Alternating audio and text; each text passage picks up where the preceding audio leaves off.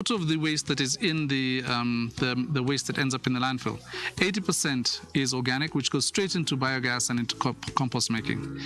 Out of the 20% remaining, 10% of it is plastics, glass, and undesirables that can't be recycled. What we're doing with the glass and the plastics and that component is we have developed two machines. One is a thrasher that will thrash the glass back into sand or into granules the size of sand or salt.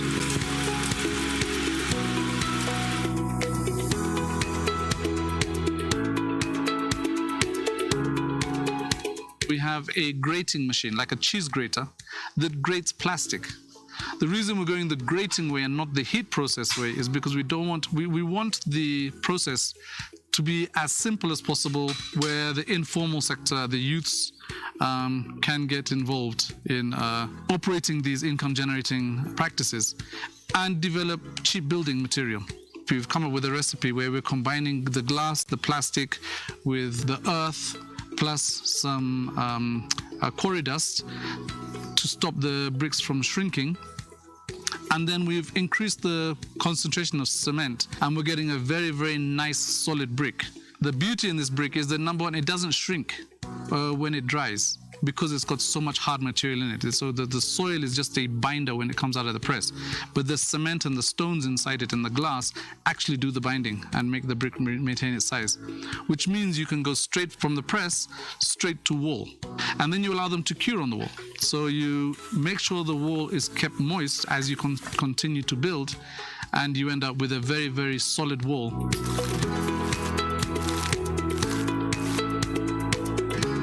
Managing the waste at source is our key, one of our key drivers. And by managing waste at source, it means recycling the waste, turning into profitability. The more waste you have, the more resource you have.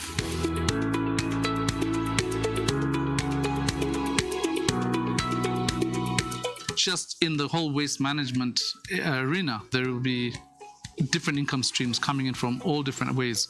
Not only just where the waste collectors have been selling only the reusable waste, now they're able to sell all of it, because all of it is now reusable.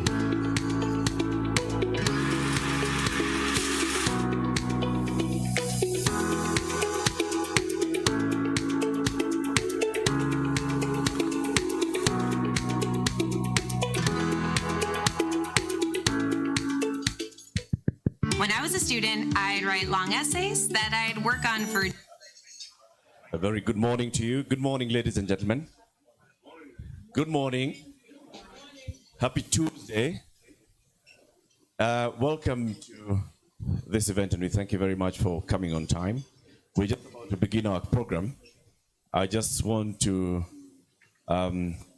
ask you for about 5 more minutes. We've got some political parties that have confirmed that they'll be coming, and remember, what we are about to launch here is very, very important, that the political actors are present as we launch it. Parties that have confirmed that they'll be attending, and they haven't. What's wrong with my mic? Do I need to hold it like this? Like. So political parties that have confirmed that they'll be coming. Come on, guys. You can hear me? Yeah, okay. So parties that have confirmed that they'll be coming this morning, and they have just asked for a bit more time.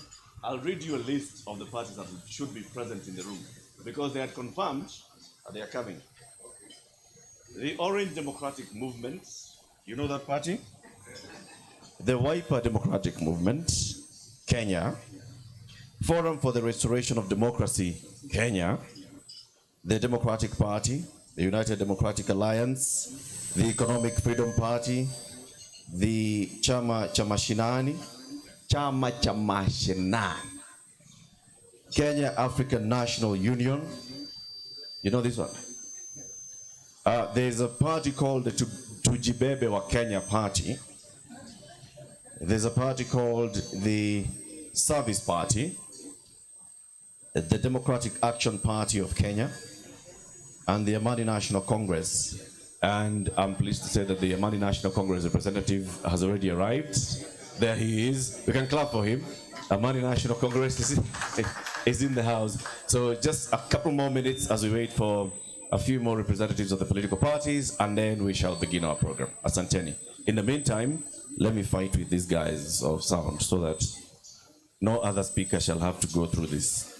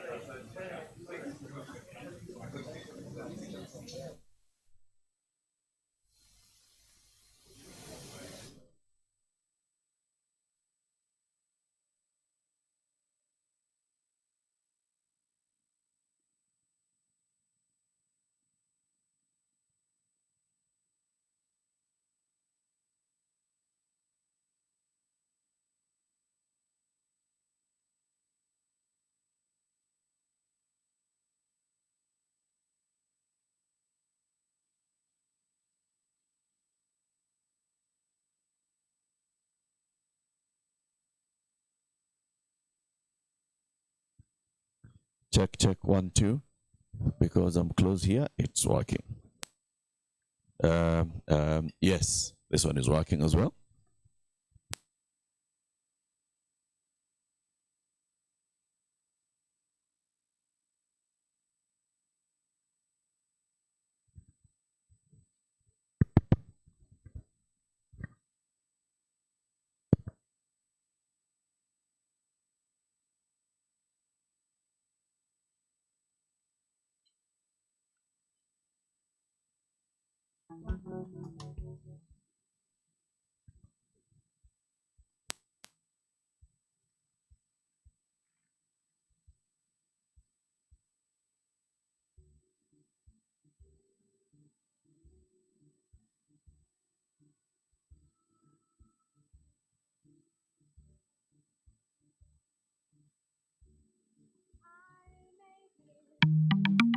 For more than a century, the products we design have been constrained by the capabilities of processing.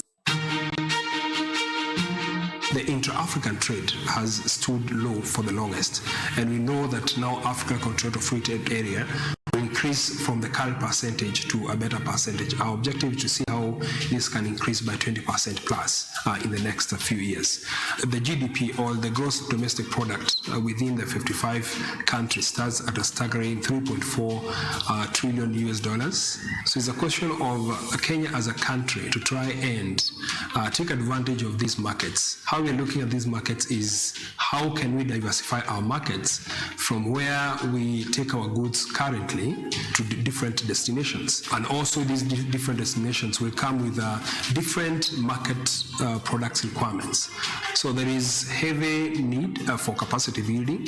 There's heavy need also for market intelligence to understand what is required in some of these countries. Small, medium enterprises in the country form a big number of the players, even in the manufacturing sector. We're talking over 80% plus. But there is the need to address competitiveness of Kenya, because that's where the pricing factor comes in, that's where the quality factor comes in. So we must endeavor to innovate locally, to do more of a skill transfer locally, so that whatever we're exporting, the original base is Kenya as a country, so that we can remain favorable as far as the exchange rate is concerned. One thing you will notice when the trade starts is that first of all, you continue trading with closer or neighboring countries as you move further, because because the intention is to ensure that Africa as a continent is liberalized as far as trade is concerned. Over time, when we'll have better infrastructure, when we'll have negotiated our bilateral agreements as far as air services is concerned, the trade between the East African nations with the West African nations and Southern African nations will become more efficient, will increase more and more.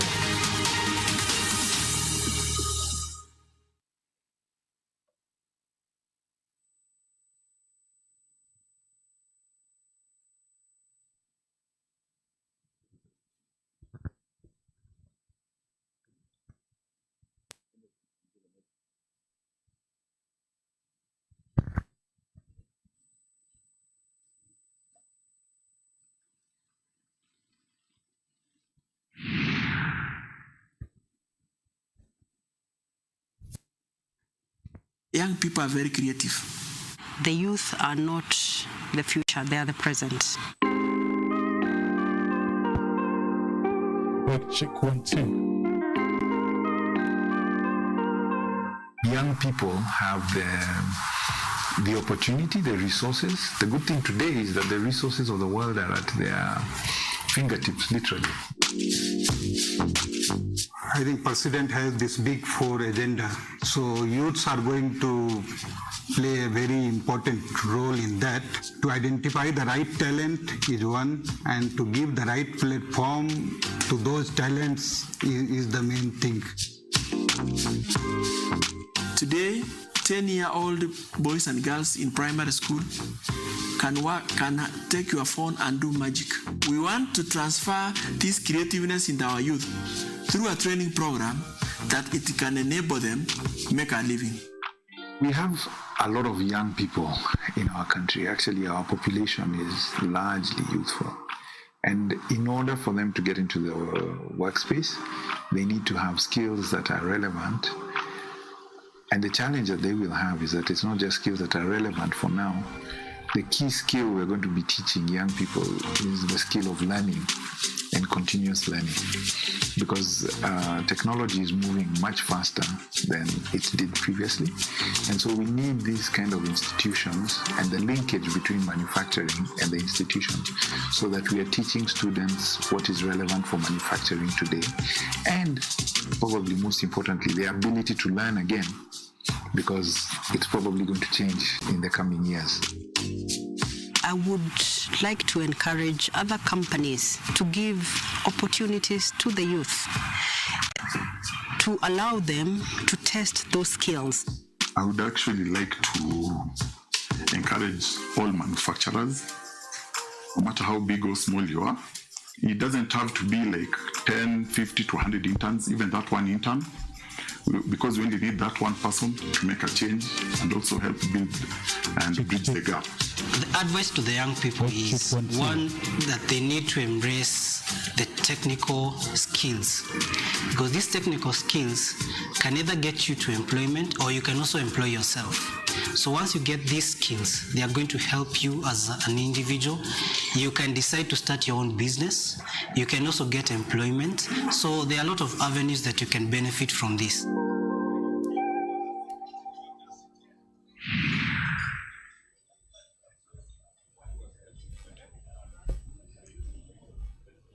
Okay. So this time we'll try and use this mic. This one. Yes, this one is working. Good morning again, ladies and gentlemen. Welcome. Good morning and welcome. What we're having today is a very important event where we want to see what the manufacturers would like to see from the next administration. And this is what the manufacturers need in order to be able to thrive in the manufacturing sector. And so what will be launched today is a manifesto by the Kenya Association of Manufacturers on that. And let me now start with the good manners. My name is Eric Latif. Welcome to this event. I will be your master of ceremony, and by master, I exactly mean to use that word, master of this ceremony. Everything that I say you do, you do. Shall you clap?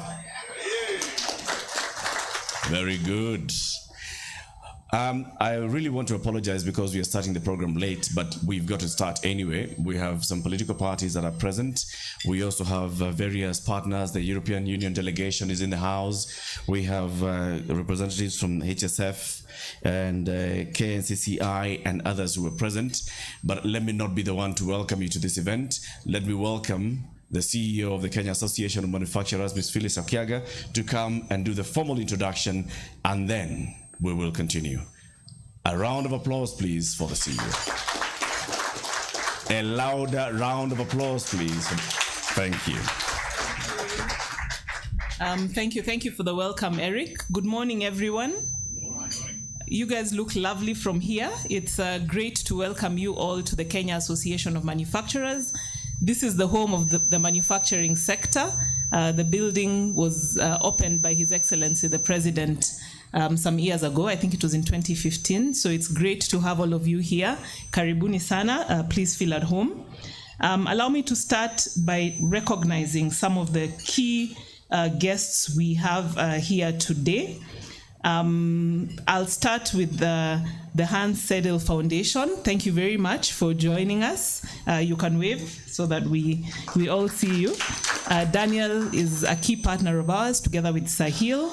They've supported our work in different areas. We also have the consultant that we're working with for this project, the Institute of Economic Affairs. We have Kwame, the CEO, and Leo joining us. Thank you so much for coming. I also want to recognize Ambassador Elkanah Odembo, who is the Senior Advisor to the AU High Representative for Infrastructural Development. That's His Excellency Raila Odinga. Thank you so much for joining us. So he's representing him in this event. We also have, as we heard, the ANC representative who has joined us today. I'll ask him to just wave at us. Nathaniel. He stepped out, but yes, Nathaniel is here with us. I've spoken to a number of other people. They are on their way, and those who are not coming physically from the political parties are joining online on the link. We also have with us the IFC representative who has joined us. Thank you so much for coming. The EU delegation represented by our friend Martin. Thank you. Thank you. We have the Kenya National Chamber of Commerce and Industry, Samuel Matonda, the CEO. Karibu sana. We have the MasterCard Foundation, the country head, David Bagenda and Ivy Mwai. Thank you so much for joining us this morning. The Cereal Millers Association CEO is also here with us. Asante sana. I'll now go in-house and yes, I can see also we have AHK represented. Thank you so much for joining us. I also want to go in-house and recognize our board. So I'll start with our board chair, Mushai Kunyiha. Our vice chair is around the corner, coming all the way from Thika. He's joining us shortly. We also have Marianne Musangi, our board member, Asante, Bharat Shah, Linus, Mohammed Rashid. Then at the association, we have an advisory. An advisory is our former chairman, and we're really privileged when they join us. So I'll start with Polika Pigathe. Thank you. Thank you so much. We also have Arun Devani, who is also a former chair of the association, Asante. Then we have with us also some sector chairs represented. Winnie Ngumi is our sector chair in charge of building, mining, and construction sector. We have chapter chair, Marie Gesare. She represents the industrial area chapter. Asante sana. Thank you for joining us. Everyone, ladies and gentlemen, I can't mention everyone. If I haven't mentioned your name personally, please feel welcome. We really appreciate you. All our partners who have joined us, all KM members, those who are joining us physically, those who have joined us virtually, we welcome you to this event today. I also want to appreciate the members of the Fourth Estate. You have been our partners in conveying messages around the manufacturing sector and driving the agenda of this industry. And I think the impact of this will continue to be felt in the long term. I also want to appreciate the members of the Secretariat who are here. So karibuni nyote.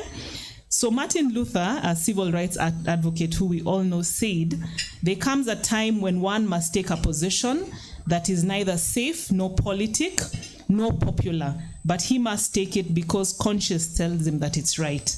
So for us today, we are at a critical juncture of our country. We are getting into an election, and this means that we have another opportunity to continue to make decisions that will affect the future of our nation.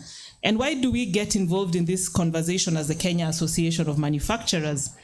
So first of all, CAM is a leading business membership organization. We were founded in 1959, and over the last 62 years, we've been very keen on articulating issues that affect the manufacturing sector. We also continuously engage with government with the ambition of driving growth and development of our economy, and at the moment really seeing how we can deliver on Vision 2030 so that we can drive our country to become a middle-class economy with a high quality of life for our citizens, and also so that we see the manufacturing sector contribute to 15% of the GDP. This means jobs, this means opportunities for all the citizens. So it's in that spirit that we participate in policy making. We also participate and engage the political players and actors. When we do this, we come to the conversation with a sense of patriotism and a long-term interest in the future and prosperity of our country. We also try to be pragmatic and practical when we propose solutions and try and come up with what can be actualized very quickly and what can be actualized and make a difference in the lives of our citizens. And as we engage the political parties, we know that at the end of the day, transformation can only happen through governance and the need for government to deliver effectively on its mandate so that we are able then to deliver services to our citizens. And this political goodwill is also essential in ensuring that businesses continue to invest in the country, that we attract new investments, and that we are able to realize our economic plans as a country.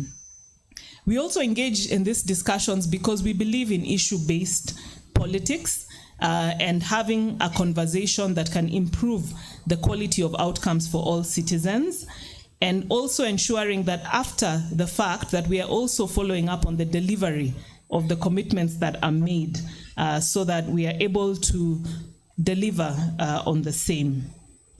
So as I conclude, we'll be launching the manifesto. My chairman will go into detail on what is contained there.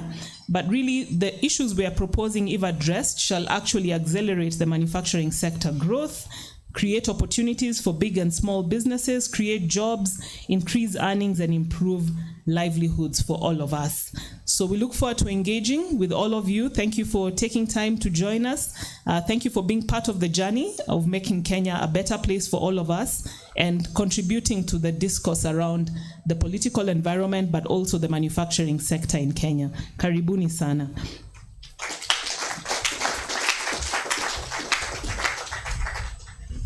Thank you very much, Phyllis. Another round of applause, please. The master speaker.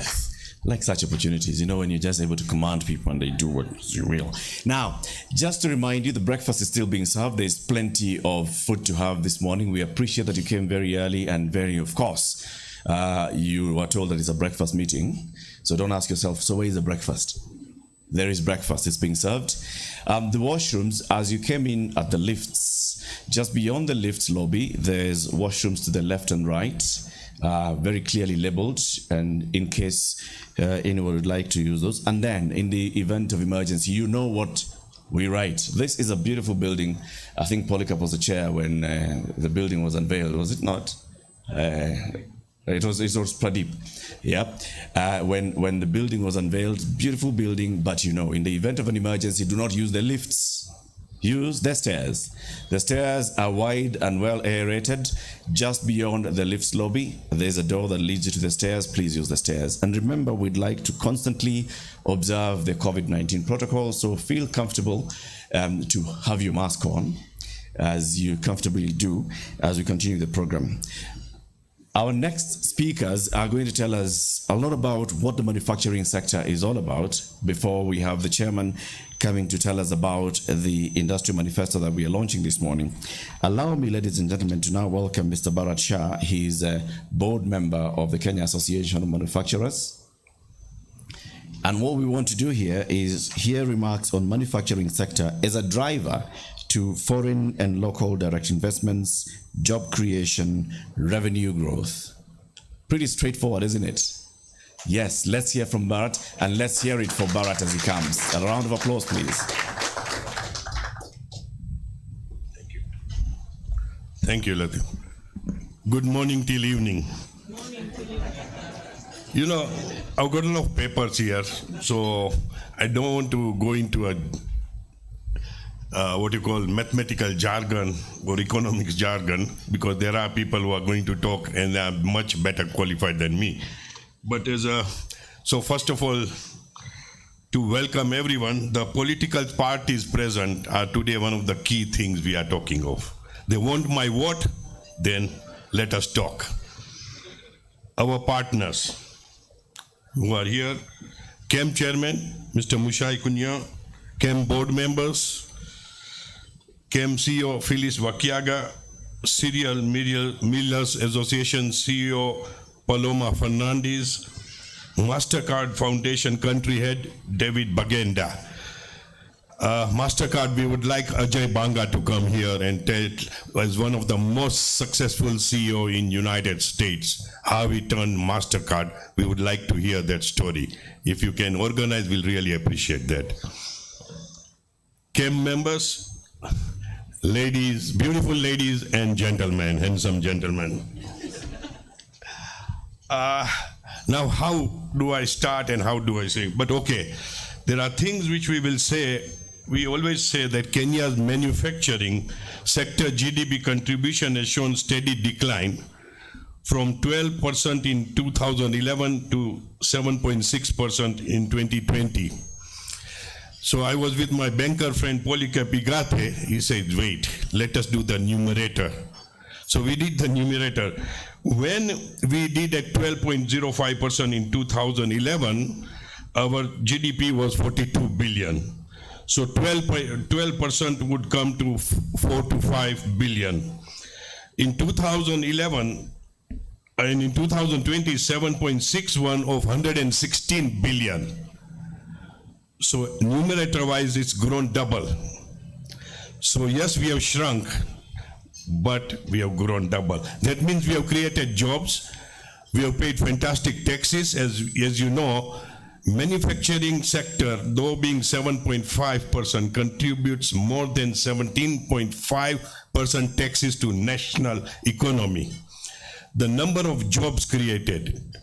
So, and with all that, and in the counties and all that, they're always going to, life is challenges. So, till we heavenly depart, we will be through all the challenges and will continue that. So it is a life of excitement and enjoyment.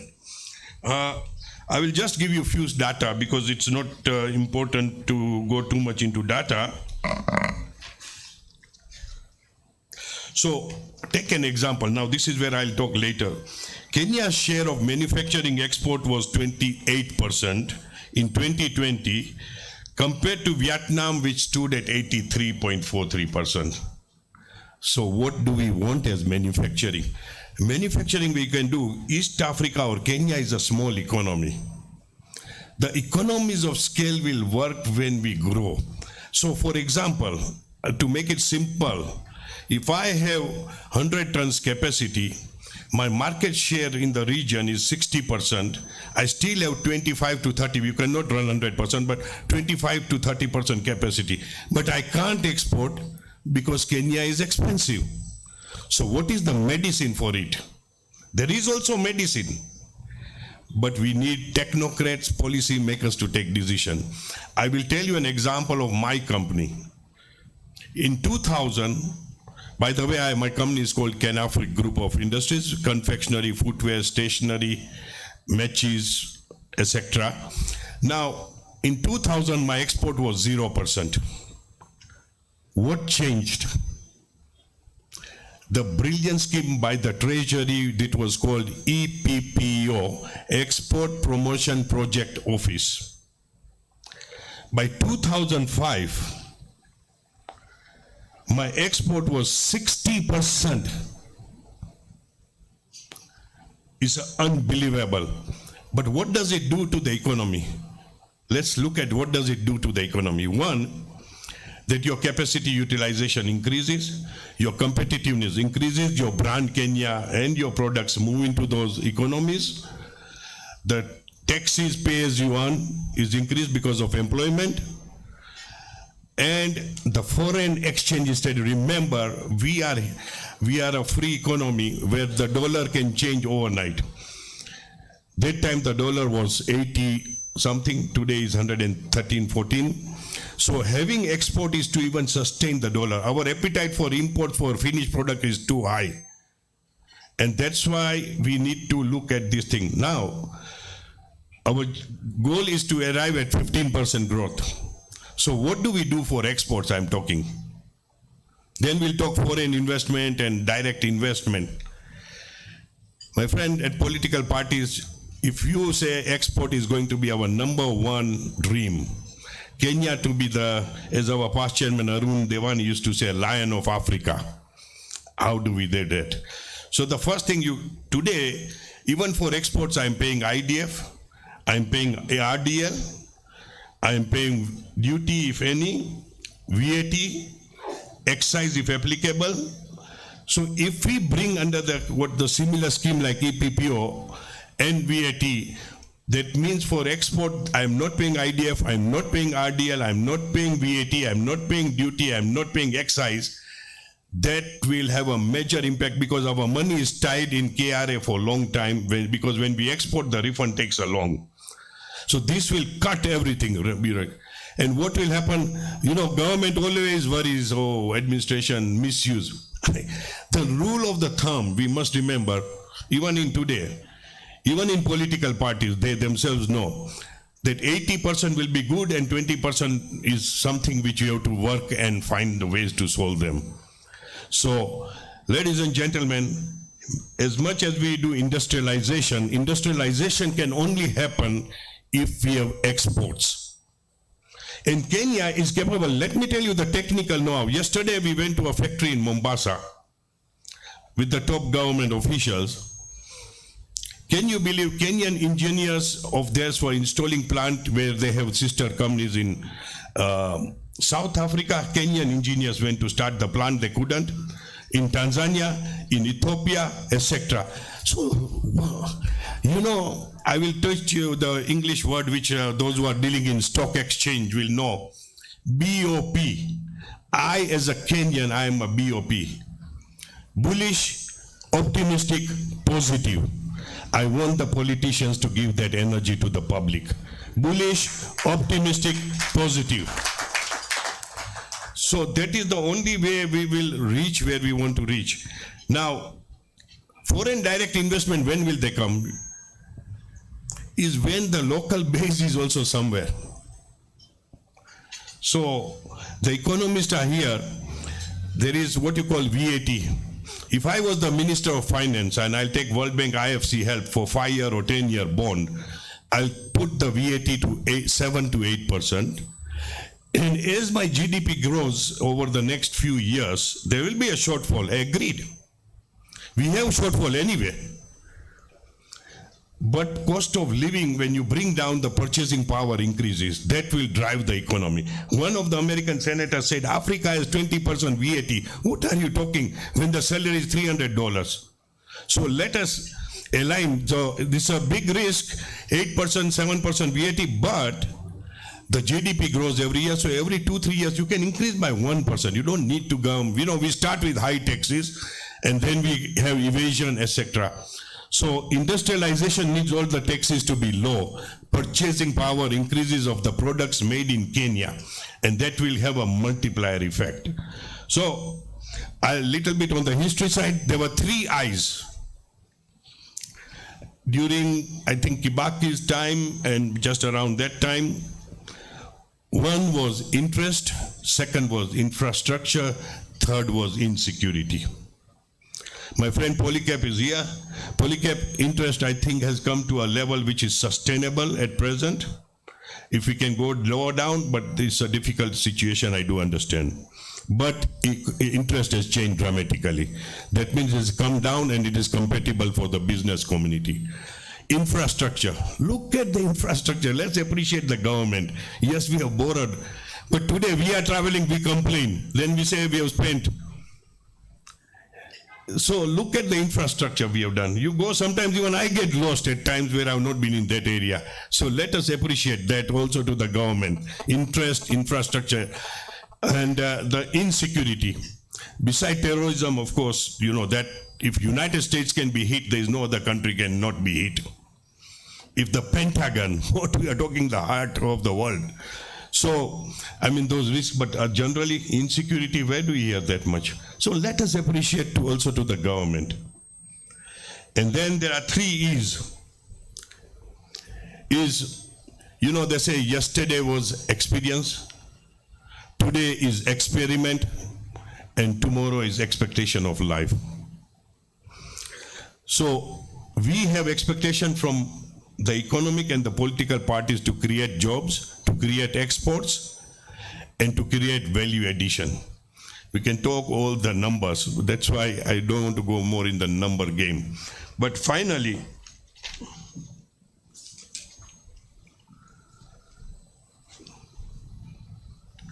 I will just talk. Now this is very good for people to understand, if I can, yeah.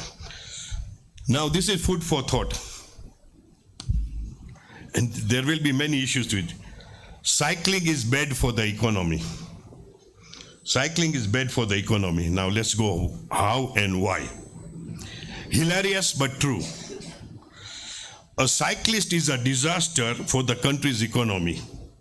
He does not buy the car, does not take a car loan, the banker Polycarp will be crying, does not buy car insurance, does not buy fuel, does not send his car for servicing and repairs, does not use paid parking, does not become obese. Now, and well, damn it, healthy people are not needed for the economy. They do not buy drugs, they do not go to hospitals and doctors, they add nothing to country's GDP. On the contrary, every new fast food outlet creates at least 30 jobs, 10 cardiologists, 10 dentists, 10 weight loss experts, apart from people working in those outlets. Choose wisely. A cyclist or a KFC, worth thinking about. But please see, walking is even worse. They do not even buy a bicycle. So this is food for thought. I mean, the economists will argue on that one. And finally, as I end my meeting, and this is for everyone to know, this is those who know one of the greatest philanthropists in the world is Ratan Tata. So he, in Pune, he gave a speech in like this, very interesting, and it made me also think. Don't just have career or academic goals.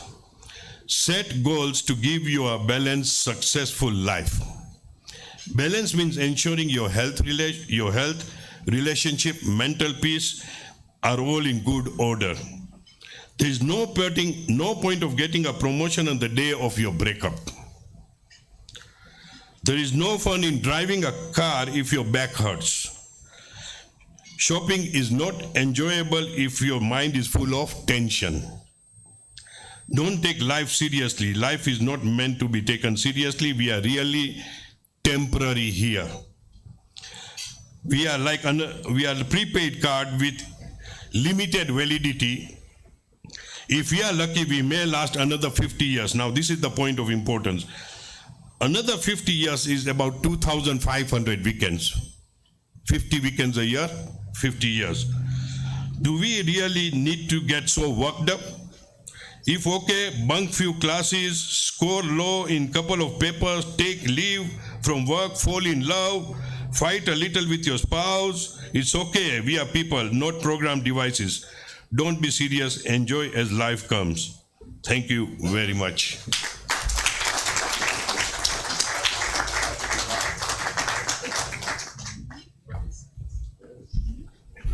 Thank you very much, Bharat, for flying back to your seat and not walking.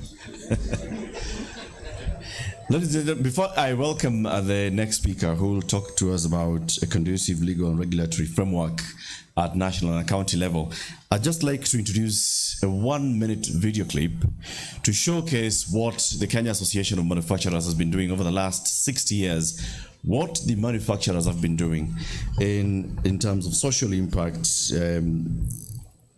creating opportunities in various sectors of the economy. And this video, we call it Ukamilifu, if you get it. If you don't get it, get up. Ni black sura yangu ni ya Kenya, kama ni green mboga nitakula Kenya, kama ni white peace nitalinda Kenya, na kama ni red damu yangu ni ya Kenya. Yo manzeni aje hapa hivi ni Dash Jontes, artist at Dandora Hip Hop City and also founder at Ndoto Zetu Kenya. Ndoto Zetu is a community-based organization that works with kids from the age of 5 years to 17 years with an aim of equipping them with the life skills, communication skills, and artistic skills. Na appreciate impact ya CAM. So DHC li sign MOU na CAM about waste management. We did cleanups manze. Another thing CAM il support ilitupatia CSR deck manze, tulishine mbaya, walituletea gifts manze, food kibao, manguo. So through CAM naweza sema watu hii walismile mbaya deck. A person living with physical challenge. I do some business. I make motorcycles for persons with disability. CAM has trained me on how to get job market, how to market my things, arrange my place of work so that I attract more people to come and buy. Throughout history, humanity has needed to invent and innovate to survive, progress, and thrive. It's the moment for us to re-engineer these inventions.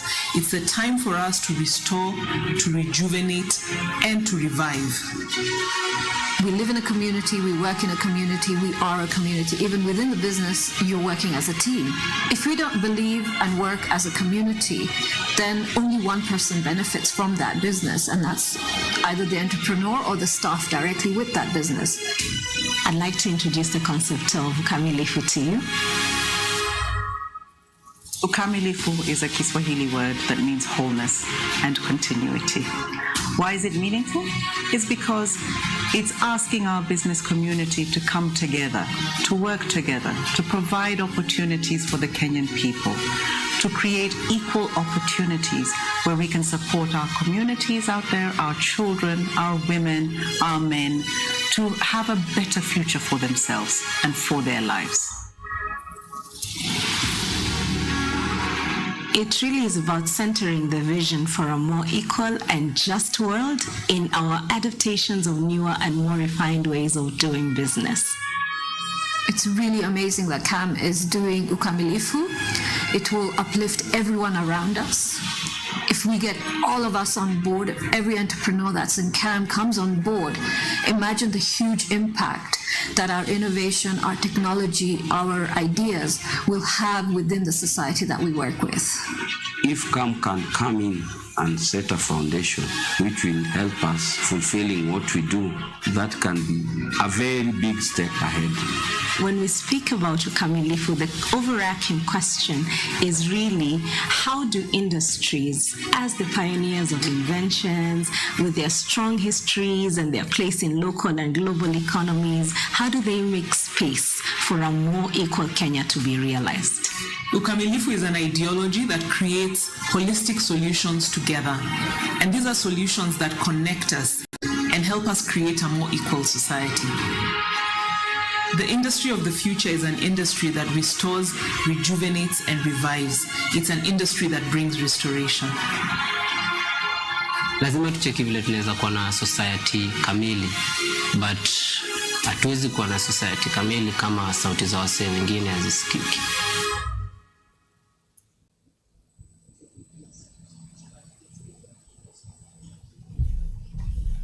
Now, do I need to tell you to clap for that one? Really? Beautiful work that's being done by the Kenya Association of Manufacturers. It's about ukamilifu. It's about connecting, and not just connecting, but completing the loop, like they've said. Now, Let's hear from our next speaker. Remarks on creating a conducive legal and regulatory framework in the next 5 years at the national and county level. Put your hands together, please, ladies and gentlemen, for she's already here and she's looking and seeing who's going to be clapping and who's not. Let's do makofi ya kilo. 1, 2, 3, twende. Karibu. Karibu. Funga. Fungua. Ladies and gentlemen, board member of the Kenya Association of Manufacturers, Ms. Marianne Musangi. Thank you, Eric. Sounds like I'm in one of the political parties. Maybe I can be convinced. Could I say all protocols observed? Yeah? Thank you. Thank you very much. And welcome to those new guests who have just arrived. I wondered why the board asked me to make this speech. I think it's like a rose. I look delicate and soft, but with a thorny subject matter. Welcome. Really, it's wonderful to have you all join us this morning for lunch. For breakfast, to launch this manufacturing manifesto. The manifesto is pivotal in achieving Kenya's goal of becoming an industrialized nation and seeks to influence political aspirants to incorporate key proposals from it into their political manifestos. The manifesto is a manufacturing industry-led initiative to aspiring political candidates to engage the association on a non-partisan basis to solve the prevailing economic policy challenges and drive competitiveness in the manufacturing sector. The lack of a conducive legal and regulatory framework is a challenge that we as manufacturers face on a daily basis. Legal, regulatory, and institutional framework is an important determinant of a country's level of competitiveness. Competitiveness is important for growth of enterprise and the general economic development of any country. A conducive legal and regulatory framework is crucial to developing a vibrant manufacturing sector.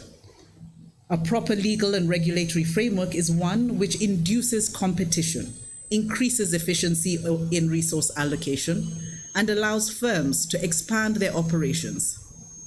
Ultimately, it lays the foundation for the prosperity of the manufacturing sector. An assessment of the legal, regulatory environment for manufacturers in Kenya, based on careful mapping of existing laws and regulations, shows that, despite various efforts geared towards increasing reforms, manufacturers are still faced with an extremely complex regulatory framework that is difficult to understand and comply with. Currently, businesses are faced with various challenges, such as multiple taxes, fees, and levies, not only at national level, but also at county level. The existing business regulations are also complex, manual, and are spread out over different government agencies. These tend to discourage potential foreign investors into our country. In 2020, Kenya Association of Manufacturers conducted a survey to assess the regulatory framework in Kenya. The survey revealed that whilst Kenya is a critical destination for both local and foreign investments, due to its strategic location in the region, numerous regulations and arduous regulatory regimes make it difficult to invest in this country. This is coupled with a duplication of roles and mandate of various regulatory agencies and the high tax regime that distinctive investors have to face. It is therefore important for all aspiring political candidates at national and county levels to develop sound policies that will foster dynamic economies of scale, innovation and technology diffusion, and positive spillover effects within and across various sectors of the economy. Some of the critical proposals to adequately combat these challenges continually faced by local manufacturers are highlighted in our manufacturing manifesto, which we will be launching this morning. In conclusion, after the elections, we hope, and I ask kindly, our leaders will prioritize creating a friendly business environment for the business community with regulations that create a level playing field rather than stifle our growth. We call upon all aspiring political candidates to prioritize incorporating sound legal and regulatory frameworks into their development agendas for Kenya's shared prosperity. Thank you very much. Soft and gentle. Like she said, soft, gentle, but with a thorny issue, and very well delivered. Now, the political parties that are present, I hope you've heard that message. And as we're heading to this general election in August, we just look back at where we've come from. In the last 30 years, campaigns have been about political change, demanding that we have change in our political system, demanding that we have change in our social system. We have a new constitution. The good thing about this election is that the campaign is all about the economy. Everybody from whatever angle they're talking about the economy. And that's why it's very, very important that they then listen to the people who are also key drivers and contributors to economic growth. And this is why we're here to launch this manifesto today. Did you say lunch, Marianne? Oh. So breakfast is still being served. You can have it now, and just like because our board director has said it's lunch, we can call it lunch, right? Our next speaker is the chairman. And the chairman of the Kenya Association of Manufacturers, Mr. Mushai Konyiha, is going to come and just set the tone for what we are about to launch this morning. And this is the Industrial Manifesto, talking about the Big Four agenda, from that Big Four agenda, which has manufacturing as a key plank, to a new political dispensation that's committed to industrial growth.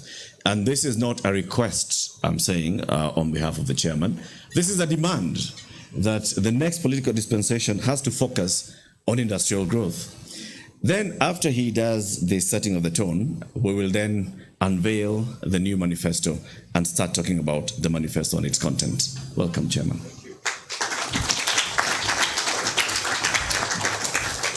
Now that he's here, and you know it's the chairman, if we did that for the board members, so what do we do for the chairman? Put your hands together like this, warm them up, warm them up, warm them up, warm them up.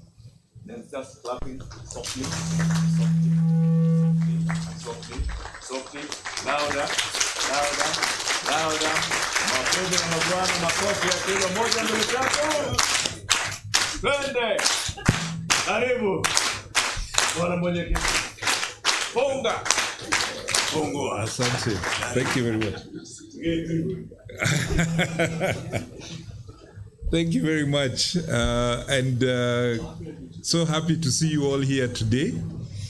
I hope they'll be clapping as well at the end of the speech or the end of the presentation as well. But great to see all of you here, our supporters on our rooftop. This time we decided that you come home as we talk about our issues, where we are. And again, thank you especially to the advisory, our previous chairs and board members who participated in getting us to get these premises and be here. So we have many supporters who are here physically and some who are online, and we thank them all for just their contribution to what we've been doing. I think what I'll be doing is just adding to the conversations that we had. We had from Bharat, we had from the lovely Rose with a bit of a thorn, and Marianne. And I think these are also not new stories that we are talking about. These are conversations that we've had and had for a long time around manufacturing. So at KAM, we basically deal with two issues. We've got two main pillars we work on. One is about solving members' issues, because our members have a lot of problems and we deal with a lot of day-to-day activities. Any of our members will tell you we have a lot of committees who are dealing with tax, with regulatory, with permits, etc. So that's one of the main pillars that we have and we've been engaging with. The second one is about the future of manufacturing. And here is when we start talking about policy. Where do we want the country to go? It's not just about our existing members, it's about our future members as well, or both of them together, because we are saying we need to own this space of manufacturing. Who is going to argue and build the story for manufacturing? And that is part of what we are doing today. I think we've all heard the words of John Kennedy, is ask not what your country can do for you, but ask what you can do for your country. And our story around our manifesto is about us saying, what can we do in this story?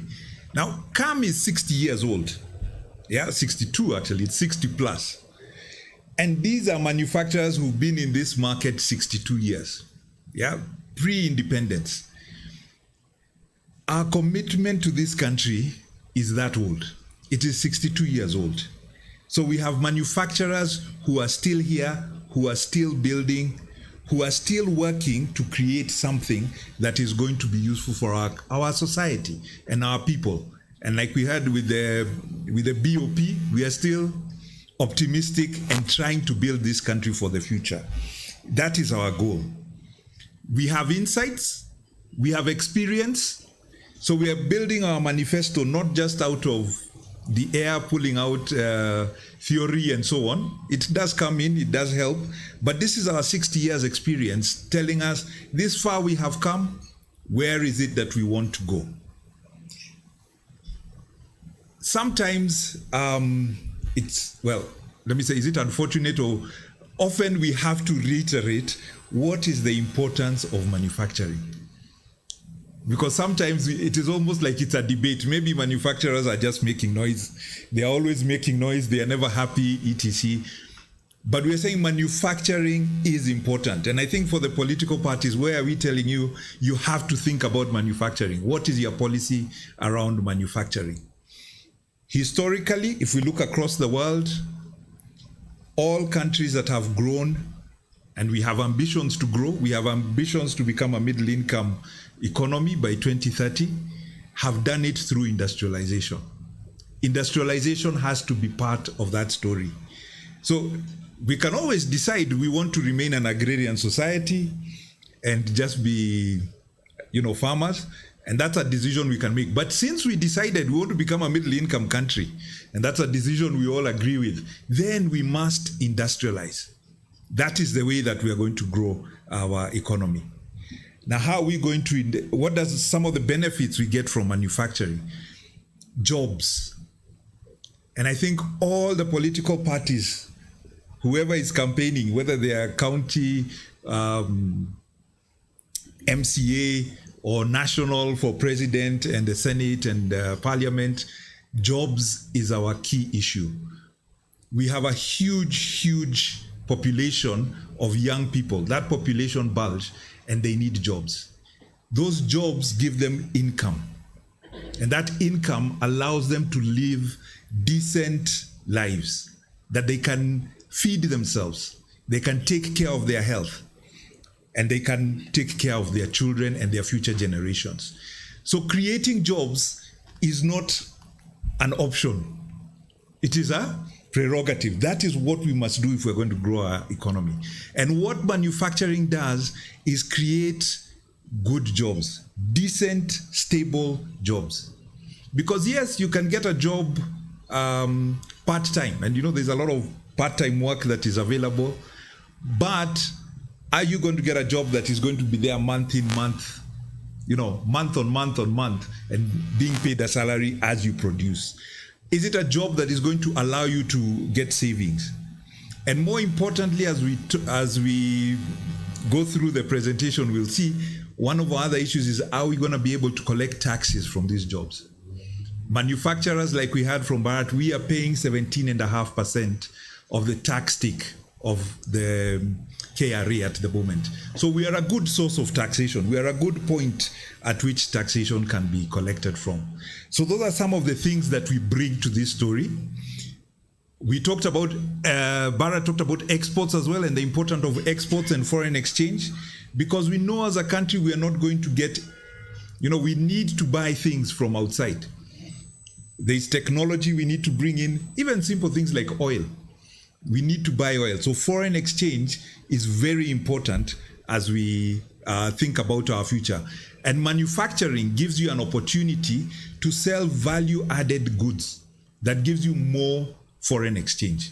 Not just a little bit of foreign exchange for raw materials and agricultural produce, but more foreign exchange for value-added goods. So manufacturing is important. On an economic point as well, one of the other issues is productivity and value addition. Because remembering, manufacturing has a magic of its own, is what I like to say. It's like magic.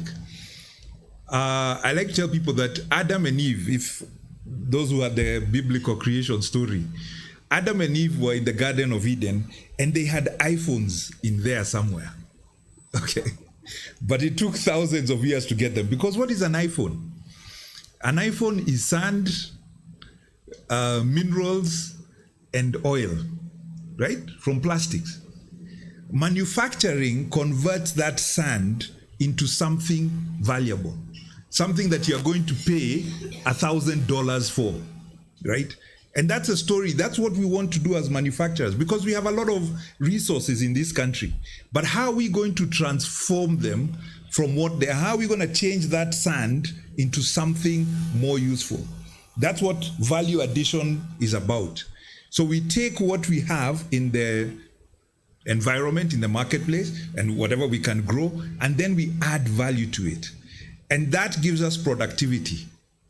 And that productivity is what grows our economy. So manufacturing, I hope I have convinced you, is important. Okay, yes? So we must talk about the things that are gonna make manufacturing grow. And that's what we want to do this morning. So Kenya, we want to say also, it's not like we have done nothing on manufacturing.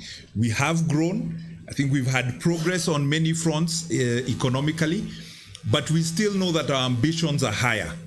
We want to do a lot more, so we need to do the work that is going to help us get there.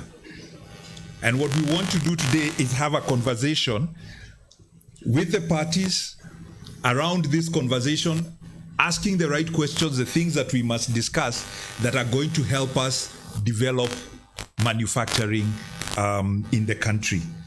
So I want to thank all of you who took your time today to be with us for this launch.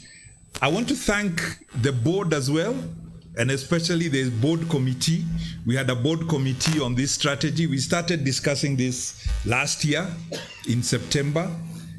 So there's been a good support of the board and the board committee. I want to thank the Institute of Economic Affairs, Kwame Owino and Leo Kemboi. They've helped us put together our thoughts into this manifesto. And all the other supporters we've had, Hans Siedel Foundation and many other supporters who are represented here, the sector chairs and other officials of CAM, of course the Secretariat, Job, Simon and their team. They've done very well, and of course Phyllis leading them. So we've done very well to get to where we are. So thank you all for that. And now we are ready to launch, Latif, our new manifesto. Thank you. Thank you, Chairman. Now we're going to a session of unveiling the new manifesto as we're talking about. And I'd like to just ask the Chairman to stay up on stage. In addition to him, I'll ask the other board members, the Vice Chair, Rajan, to please join us. Marianne and Bharat, kindly join us. And then the CEO, please join us on stage. Linus as well.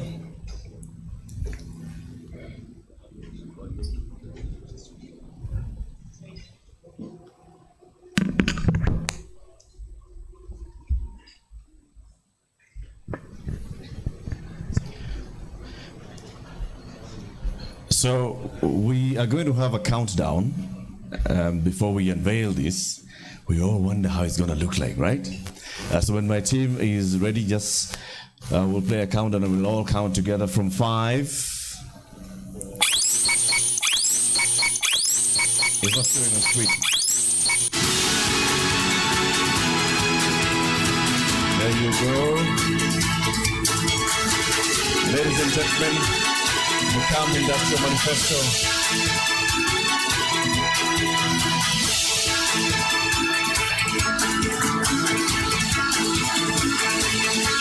Asante sana. This is the Manufacturing Manifesto 2022 to 2027 by the Kenya Association of Manufacturers. The industry is speaking, and saying what we'd like to see of the next government, either at national level and at the county level. We are happy that those who seek to lead us into the next 5 years are in the house. Asante sana. So we have a couple of photos being taken.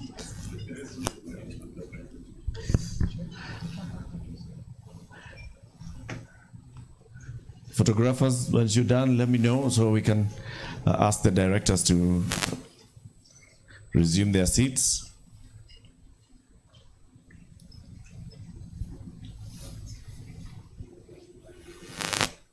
There's a director, there's a photo director. So follow the instructions of the photo director.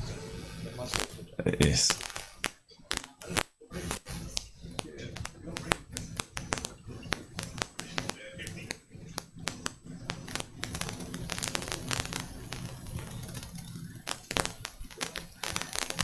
And copies of the manifesto will be distributed to your tables shortly.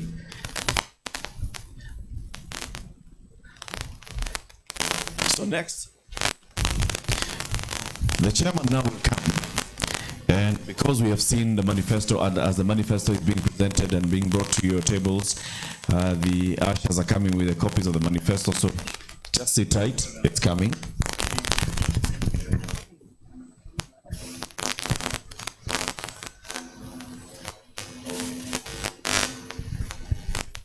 So, Mr. Chairman, you're going to come and present a copy of this to the representatives of the political parties that are present. We have the Armani National Congress present. We'd like to ask the representative to come on stage. The Democratic Party, the Orange Democratic Movement Party, NARC Kenya, and Tujibebe wa Kenya Party. The representatives of these political parties kindly come so we can have these copies of the manifesto presented to you. Huyo ni mtu ya Armani, mtu ya DP, mtu ya NARC Kenya. Tufanya one by one and then we shall do it together. The manifesto has been presented to the Armani National Congress.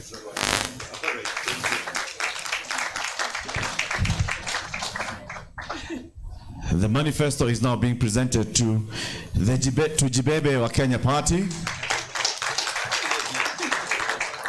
Beba your manifesto. Tujibebe wa Kenya Party. The manifesto is now being presented to the Democratic Party. DP.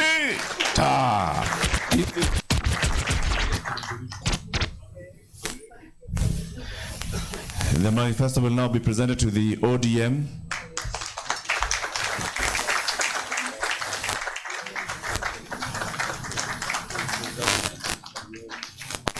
Umekubali mwito? Aye. And NARC Kenya.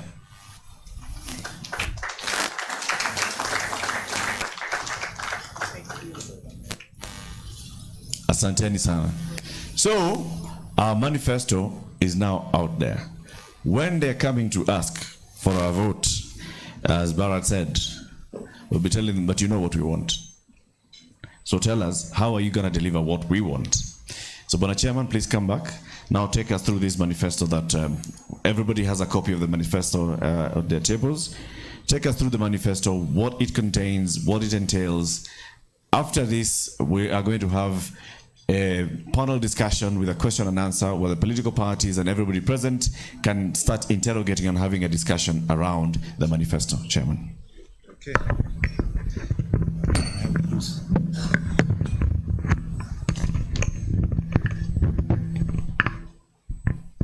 Okay, thank you everyone. As I set up, I think I'll ask a question. If anybody knows what a palindrome is, because today is a special day. Yes, SD. It's a day of the year when all the dates are the same. All the dates are the same. Yes. Actually, today's date, you can read it backwards or forwards. Yeah, or upside down. Or upside down, and it ends up being the same. 22/02/2022. Okay? So today is a special day for many reasons. So like I said, today is exciting in terms of launching this. We've worked on this for long, gone back and forth with various people in the teams. So it is exciting to be able to finally present and discuss it. And I hope you'll enjoy the conversation that we brings out. I think one of the things we are trying to do in our manifesto, because we have very many issues. Any of you who've engaged with CAM, we can give you a matrix of 10 pages easily. 20 pages if we really want to put all our issues. But what we decided to do in our manifesto this year is to look at what are the big issues. And some of them we can even call, I think the economists call them structural issues. What are the big things that we need to change if we're going to grow manufacturing beyond where we are? Because we've always wanted to grow manufacturing. I always tell people since 1963, there is no government that said manufacturing is a bad thing. We've always wanted to grow it, but we haven't really gotten to where we want. So, is it on? Is it on? Yeah, it is. Thanks. So we have challenges that we want to face and look at where we are and what we need to change. So I'm going to look at it from two perspectives. At the beginning, I'll give you the context, where we are as we assessed it. Of course, there are many other things within the context. We said we are analyzing the important part of the context, the things that are relevant to our current manifesto and our current issues, and then look at some of the issues and priority issues. We have about 6 of them, and our proposed solutions for that. Oops. Something has happened there. I think I went too far.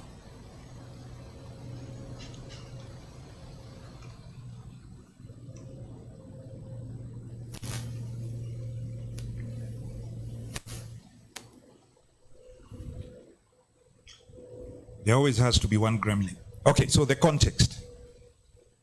So in general, we picked about 4 big issues that we want to talk about, and I'll summarize them. I don't think they are new to most of us if we've been looking, and I guess most of us are involved in the economy and so on.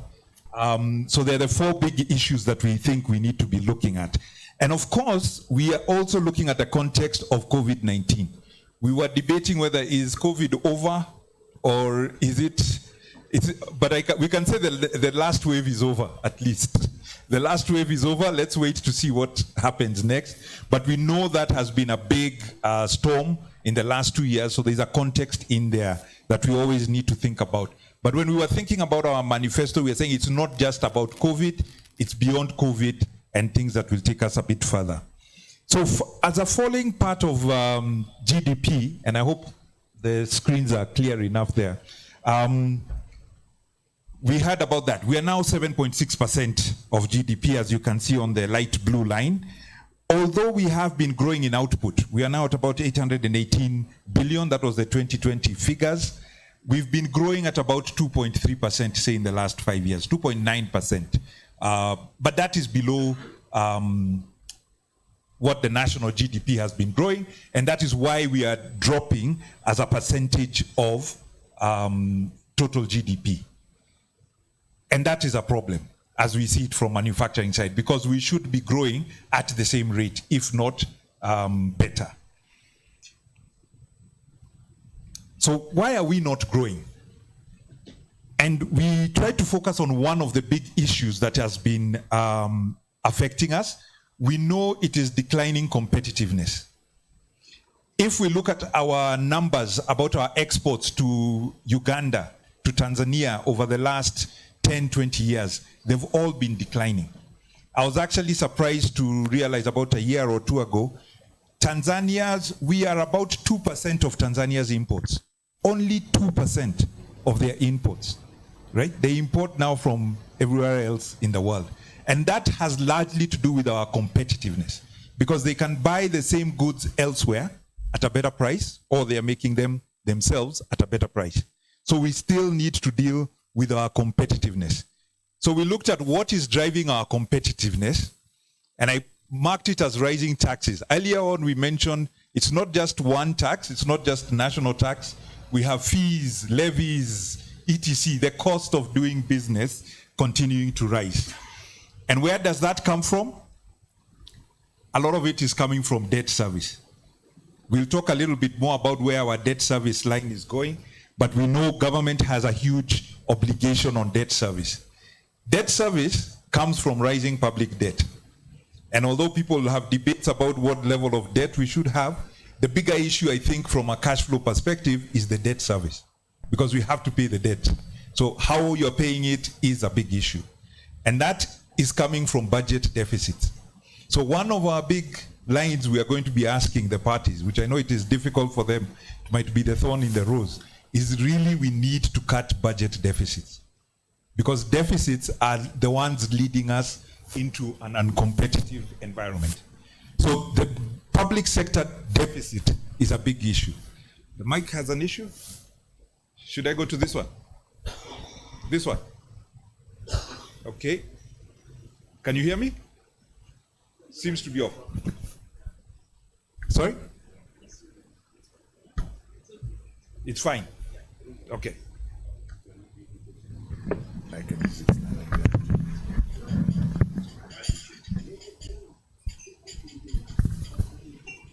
Okay, so that's a big area we'll need to work on. So, and we are talking about that. That does drive our competitiveness as an economy. It's not just for manufacturing. So how is this coming out? And I think this was a big story being played out yesterday on social media and elsewhere. Cost of living. Cost of living is rising. Now, part of it, we have to say, is not related to, it's related to COVID. We have a lot of inflation coming into the market. If you talk about cooking oil, the cost of the import of cooking oil is high. Wheat prices globally have doubled. We've got a lot of costs. Oil prices, we know what is happening to oil prices. So we have other issues coming in. But there's a huge part of our cost of living which is related to how we are running here, our own country, so to speak. And it is an issue that needs to be addressed. Wherever it is coming from, we are not going to avoid addressing how can we make cost of living improve or a little bit better, be a bit better.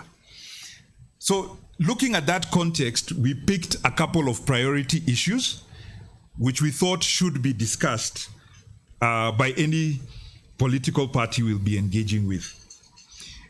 And our theme, we are saying, is delivering the opportunity, because we still think there's an opportunity to make manufacturing a core part of our growth story for the coming years. 6 things, and I'll talk through each of them as we go ahead. All of them within the context of a macroeconomic environment. I think the economists will tell us if we are not stable macroeconomically, we'll have issues. So on the macroeconomic, what is the opportunity? What is the opportunity we are hoping to be delivered?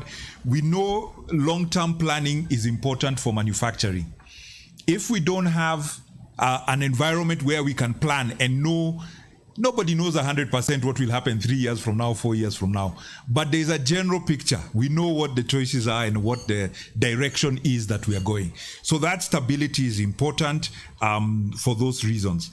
And we think there are some issues that we can do to make things more stable. One is eliminating the deficit, because, and I think it is actually part of the government's plan, even with IMF and wherever we are talking, we need to reduce the deficit. But we also think the National Economic and Social Council is important. And we need to put it back together again, because that brings all sectors together. Yeah. we get the economic sectors, the social sectors sitting and discussing what are we trying to do to make our macro important. So deficits and debt are the key thing there. Creating jobs. I think this graph, or half of the graph anyway, but you can see the general trend. There's a piece of it missing on the end, but the guys online can see it all. Basically, we've had jobless growth. So in terms of the GDP is growing much faster than the job creation. If you look at the red line there, the brownish red line, we've only been creating jobs maybe 4%, 2%, 2%. And at the top is these are the formal sector jobs. We are just below 3 million. It's not moving. We are not creating formal sector jobs. And like I said earlier, formal sector jobs are important as well, because you need, stable jobs, stable incomes, and they tend to be more productive jobs. If you look at manufacturing, is the purple at the bottom, we are still at about 10%, 300,000 jobs. That's just about where we've been hanging about. We are not being able to create new jobs. So there is a challenge in terms of we want to create new jobs. And that's an important part of our economic development going forward. So where is the opportunity? We create the incomes like I talked about, and savings, decent work, like I said, work that people can be proud of, that they are producing something that is useful. And of course the tax base and consumers, because those consumers, that's how you now get a cycle of economic growth. If you give people money in their pockets, they are able to spend and buy more manufactured goods, more services. That grows the economy. So we need to create those jobs and start somewhere. The solutions, they are partly there. Some tax incentives for creating new jobs. We got a few this year for getting in TVET people, but we think there is more that can be done. And we have ideas in the paper, in the detail, about what are the incentives we can give. Training and linkages with educational institutions, those are important for us. And I think here I want to add that the training we need, I was having this conversation last night with some friends, is the value of creating things. Because part of the training, you may not be able to train everybody on a particular machine for each factory and so on, but just this culture of creation, the idea that we must create our wealth, that you're not going to just pick wealth off trees, that we must build it. That's got to be part of our education, part of what we are telling the youth and the future, that we are going to build our future one brick at a time, one manufacturing site at a time. We make things that we are proud of. And just that culture of let us make things. Let's be a people who make things and therefore add value to what we have. We think if we do the right things, we can aim to create 300,000 new jobs in manufacturing. That was actually the target for in the Big Four, because we wanted to get to 15% of GDP. That was doubling our GDP. Hopefully you double your GDP, the proportion of GDP, you can double the jobs as well. So we think we can create a lot of jobs if we do the right things. Growing exports. Bharat talked a lot about exports are important. Manufactured goods exports, because that's how we start bringing resources into this market.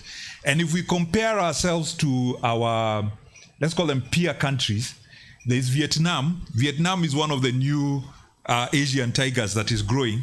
They are at 86% of what they manufacture is exported. 86% of their exports is manufactured. It's the other way around, right?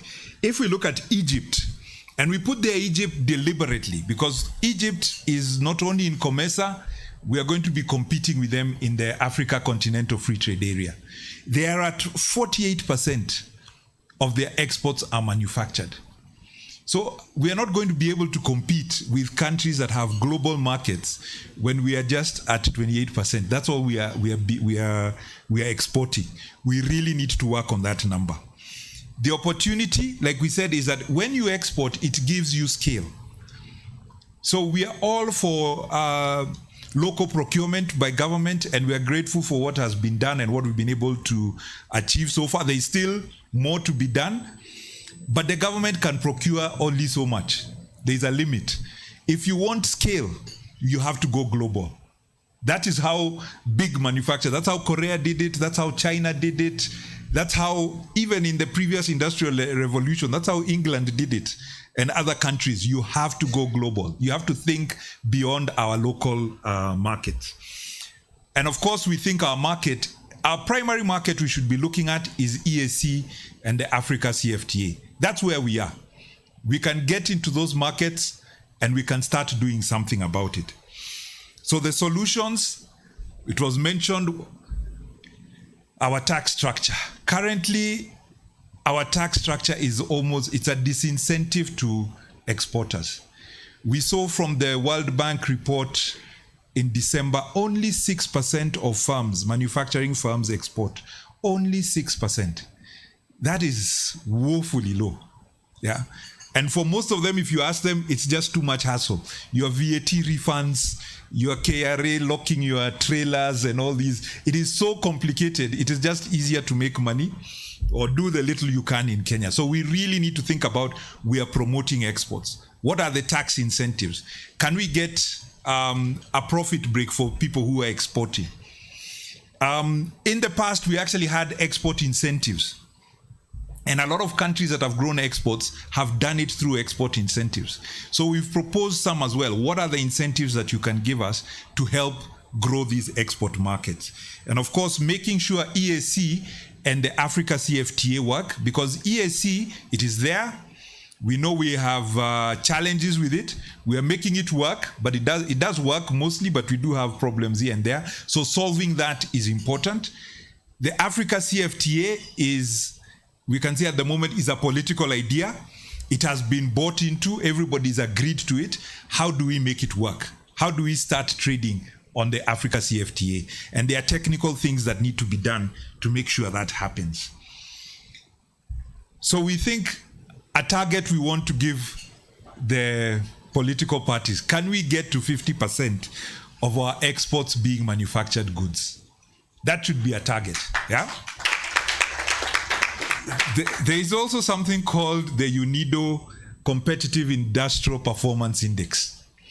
We are currently sitting at 115 of 140 countries, about 142 countries. So we are right at we are on the lower half, we're in the lower quartile of that. And we think we should play our part. We should be getting to number 65. In the previous regime, the previous government, in the Jubilee government, there was a big drive on the ease of doing business. And we were able to move by focusing on the issues that were not helping us on the ease of doing business. So we think similarly, we want a target set of 60 or below in this Unido. We say we are going to get here. And there are different issues you'll see in the report that help us to get there. Investments. Raising investment in manufacturing. Factories don't come out of the air. Somebody has to put money in the ground, yeah, to make these factories appear. We think there is investment available locally, but there is even more investment available internationally. And when we compare our FDI performance, and we have a lot of arguments with KRA about and Treasury, let's call them policy, about investment is declining. And, you know, the graphs tell us investment is declining. Kenya is, you can't see that last corner, we are 2019, only about 1.3% of GDP in net FDI to Kenya, 1.3%. Countries like Ghana are 3 times. They are getting FDI 3 times what we are doing. Countries like Vietnam, it's what, twice? Almost 3 times, 5.7% of GDP. And not to mention their GDP is bigger than ours. So when you take it in dollar terms, it's a lot more that they are being able to get in as investment. And this investment is important for many reasons. Of course, it brings us cash. You know, when an investor comes in, and builds a factory, they bring cash, they put money in the ground. So, and that money in the ground is going to be there. It's hard to move it. Obviously, there is FDI sometimes in the stock market and so on, but that one moves on a click of a button. Yeah, they click a button and it's gone. So we want FDI in the ground. That's what we are looking for. And there's obviously things of technology that they can bring into manufacturing. And we think it's not just opening new factories, it's also partnering with our local manufacturers. How can they partner with us and start growing these markets? But like Bharat said, if we are not investing ourselves and growing, people can see problems. Nobody's going to come in here. The solutions is getting a stable tax policy. That is so important for investment because these investments are all long-term. So if we give people a promise, we've got to be able to keep it in the long term. They know what the stability is. We have big challenges in the recent past on investment incentives that have been removed. I've just named 3 of them. Our capital allowances have been reduced for investment in factories. VAT on machinery. We are being asked to pay VAT when we import machinery. You recover it when your factory works, but it is a huge cost at the beginning of your investment. It makes investment 16% more expensive, and it doesn't necessarily attract more investment. And finally, there's an interest restriction. We've been restricting EBITDA. Your interest is 30%, can only be 30% of your EBITDA, your interest cost. But we need money, we need to borrow money to invest to build these factories. The government is telling you do not borrow more than 30% of your EBITDA or anything that will cost you more than that, and therefore constraining our investment rather than opening the highway for us to invest even more. Is that a good target to aim for? FDI 20% of GDP. Why not? That just helps us get, it is people coming in. We are attracting people into this market with solutions. Taxation policy, we've talked a bit about it, but it's all about stability, making sure we know what we are going to be paying in the future. But there's a big element of also simplifying it and making it easier. And when we say making it easier, it is making it easier for the taxpayer, not necessarily making it easier for the tax collector. Because in the past, we are creating new rules and systems which make it easier for the tax collector, but not necessarily for the taxpayer. One big one we've had is like VAT Auto Assessment, where more or less the taxpayer is responsible for errors rather than your other company. So if somebody sells to me and doesn't put in their invoice, it becomes my problem rather than the taxpayers, the tax collectors. Because if I've claimed an invoice, it should be the tax collector to say, go to the other taxpayer and ask him, where is this invoice? Where is the VAT on this? But some of these things are making things difficult for us, and we can simplify more. We've done a lot in terms of making our tax system electronic. iTax has solved a lot of problems and a lot of issues, but there's still more to be done to make it easier for the taxpayers. So we think one big important issue is making sure we have a good tax policy. The National Treasury have been talking about it for many years, getting a tax policy, but we've never gotten it. And tax policy is what is going to give us the sense of what is the stability. We understand what the policy is. We understand where we are going with these taxes. And that's a challenge for us at the moment. Raw materials and inputs have been a challenge for us. We need to be clear about where are we taxing raw materials and inputs. Because there's a lot of inputs where we are getting new and more taxes all the time, and they are challenging manufacturing. A typical one currently is like plastic packaging, where we are getting excise duties charged on the plastic packaging that you buy locally. The thing is, which we are trying to explain again, is to everyone, if I buy soap, let's say shampoo, if I bring in shampoo from Egypt, packaged in plastic, there is no excise tax on the plastic packaging. He can produce it cheaper. But if I try and build a factory here, buy the plastic container, I am paying. So that makes me more expensive. So those kind of things, especially packaging inputs, other inputs for manufacturers, we really need to be very clear about them, both internally in terms of our internal taxes, excise, VAT, and also at the CET level within the EAC. Our main proposal, can we get 3-year tax schemes? Because it relates to stability. Currently, almost every year we are in parliament, we are sitting there and there's a new idea. Yeah, let's tax this, let's put an excise on this, let us reduce this. We are saying, no, guys. Even if you have an idea, and I think it's okay, you can have new ideas, things will move. But tell us, in 3 years, remember this tax is coming in, so that we can prepare and adjust. So that, you know, there's a level of stability around what we are doing.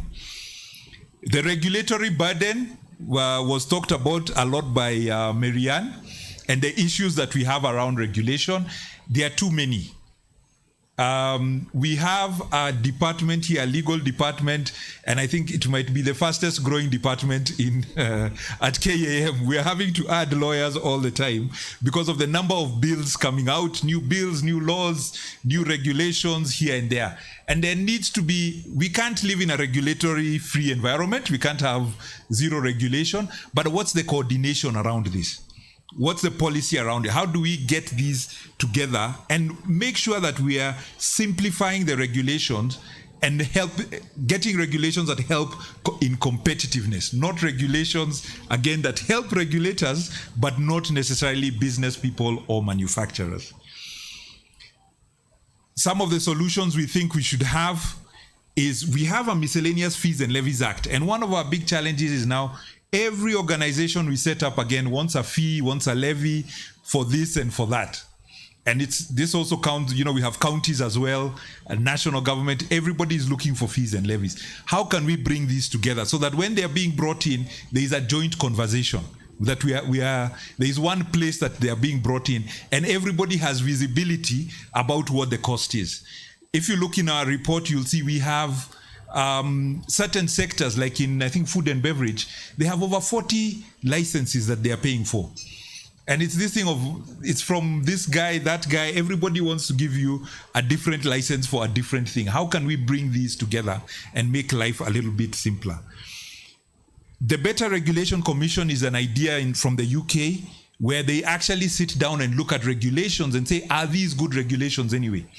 Because currently we generally make regulations in Kenya with a big stick. The first thing in a regulation is, what's the size of the stick that we are going to hit whoever is not meeting this regulation, rather than regulations that make it easier to comply and help people to have a path towards compliance and solving issues. So we are saying, can we talk about the regulations in general and have a standard format that is useful, that is helpful to help us grow? Because also remember, as we grow our regulatory framework, it helps in our quality of manufacturing. It helps us get new markets because we are able to enter markets. We have a trusted regulatory regime, but it needs to be one that is business friendly, that is growing, helping manufacturers grow. And finally is the Public Participation Bill.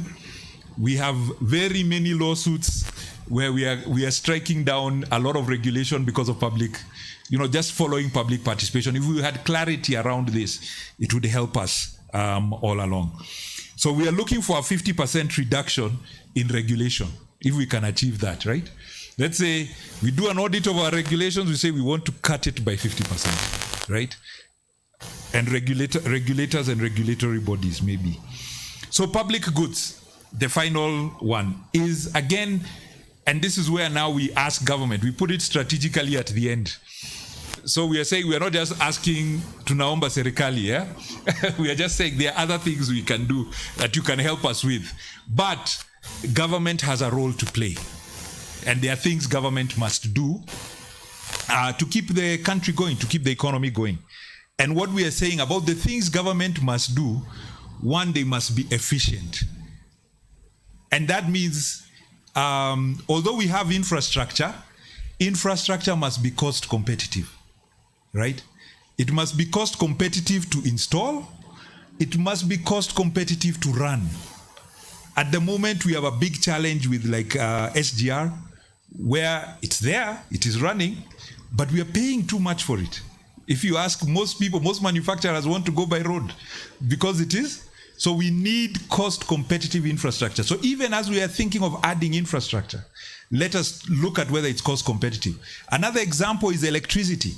Because yes, we built our electricity capacity and now we are addressing it, but it was too expensive. We got electricity, yes, but at too high a cost. So we must always think, as we are building in public services, whatever we are bringing in, it must be cost competitive. That's got to be one of the key things. So cost competition is not just a manufacturer's issue, it's also the government issue. We should be asking the government to benchmark itself against global costs. How are you doing compared to other countries and what other people are doing? And of course, that makes it easier for us to whatever infrastructure they bring in will make it easier for us to work. So one, of course, we said it's that just reducing the cost of those public goods. We need industrial policies, national and county. A lot of counties have started, but not all of them. So we want them to have good policies. And a lot of manufacturing infrastructure. I think somewhere along the way we thought infrastructure is roads. Right? Infrastructure is not just roads. It is also water. Actually, Kwame was telling us at some point that the biggest differentiator between cities and towns that have grown historically is water. If you have water, you will grow. But a lot of us manufacturers have boreholes. You have to have a borehole because there is no water. And by the way, that water starts going now also to cost of living because our employees, where they live, they are also looking for water. If somebody is trying to build affordable housing, he still has to build a borehole and a big water tank because water is going to be, everybody looking for a rental house is always like, hapa kuna maji. Yeah, so water is it is basic, but it is very important. And we need to think about things like that. And of course, water is involved in our manufacturing. Waste management is also important, because we've not really been growing our sewer lines. Our sewer lines are basically the same from around the 70s, 80s.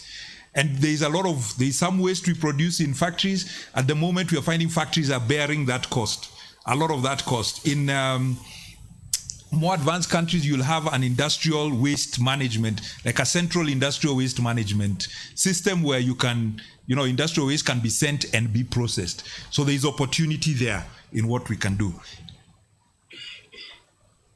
So again, a lot of these issues I think can be resolved with a revived National Economic and Social Council, because like we said, these are the ideas we are putting out there. They are not comprehensive. These are long conversations that need to be had. So there is more to be discussed around them, and they can be, we can kind of institutionalize them in a place where they are being discussed. So in summary, those are our 8 key asks that we hope will be part of your manifestos in one way or another. And our aim again here is to create, is to ask the right questions. When we do strategy as businesses, they always tell us, it's not the strategy that you came up with that counts, but it's the questions you asked when you are pulling out that strategy. And so what we hope is that we've done for you is ask some questions. These are the key issues that we think are going to affect manufacturing, and affect manufacturing not just piecemeal, but at a structural level. Things that can change our manufacturing to get us from our 7.5% to 15% and above of the economy. Thank you very much.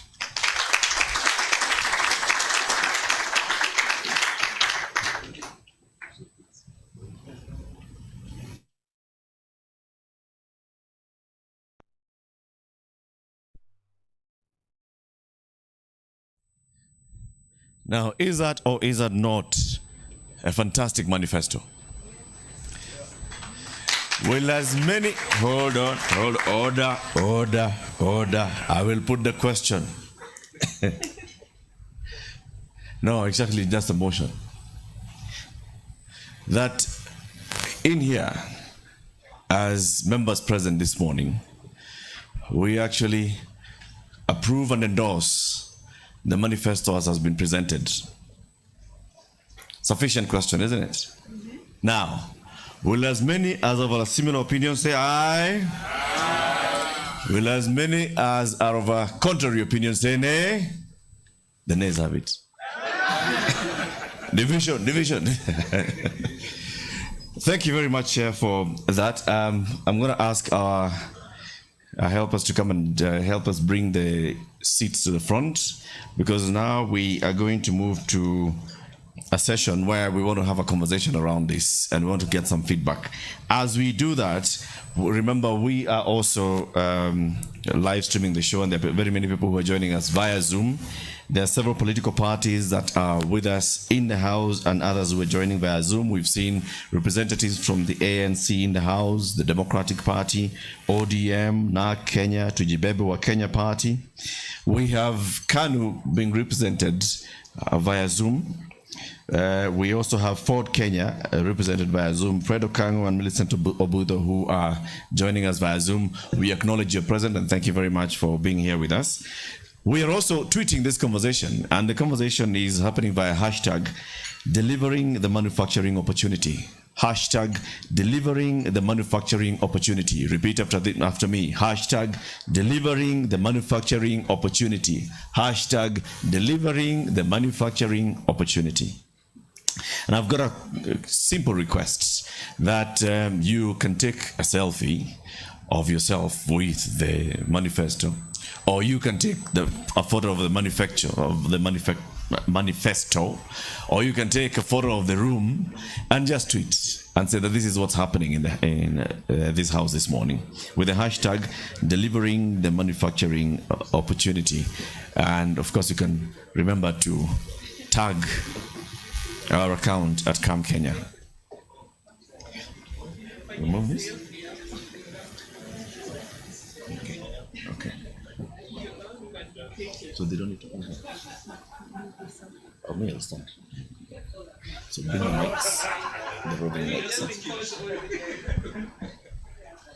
So take the selfies, take the photos, please tweet. Use that hashtag delivering the manufacturing opportunity for the country. I'd like us now to move into the question and answer session, and the people to answer the questions will obviously start with the chairman of the CAM once he finishes taking the selfie with the CEO. Both of them will join us. We'll also have board member Linus Getahi. Please come to the front. And you can take a selfie with Bharat there before you come. And don't leave out Polycarp, please. I know Polycarp, he suffers a lot of morpho a lot of times. Whenever he's left out, he wonders now why.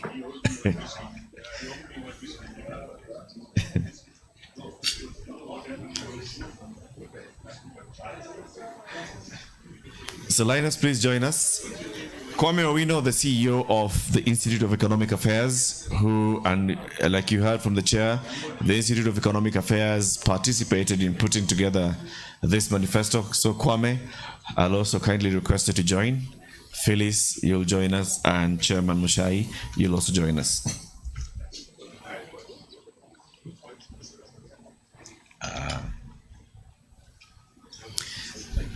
Now, Chama Chama Shenani is in the house. Chama Chama Shenani. And the Honorable Kuche is in the house. Please, Mheshimiwa, come. Chairman and CEO, I'll ask you please to hand the manifesto to Mheshimiwa Kuche. Chama Chama Shenani. You remember this political party was very, very vocal on devolution. Our camera people. Mashinani.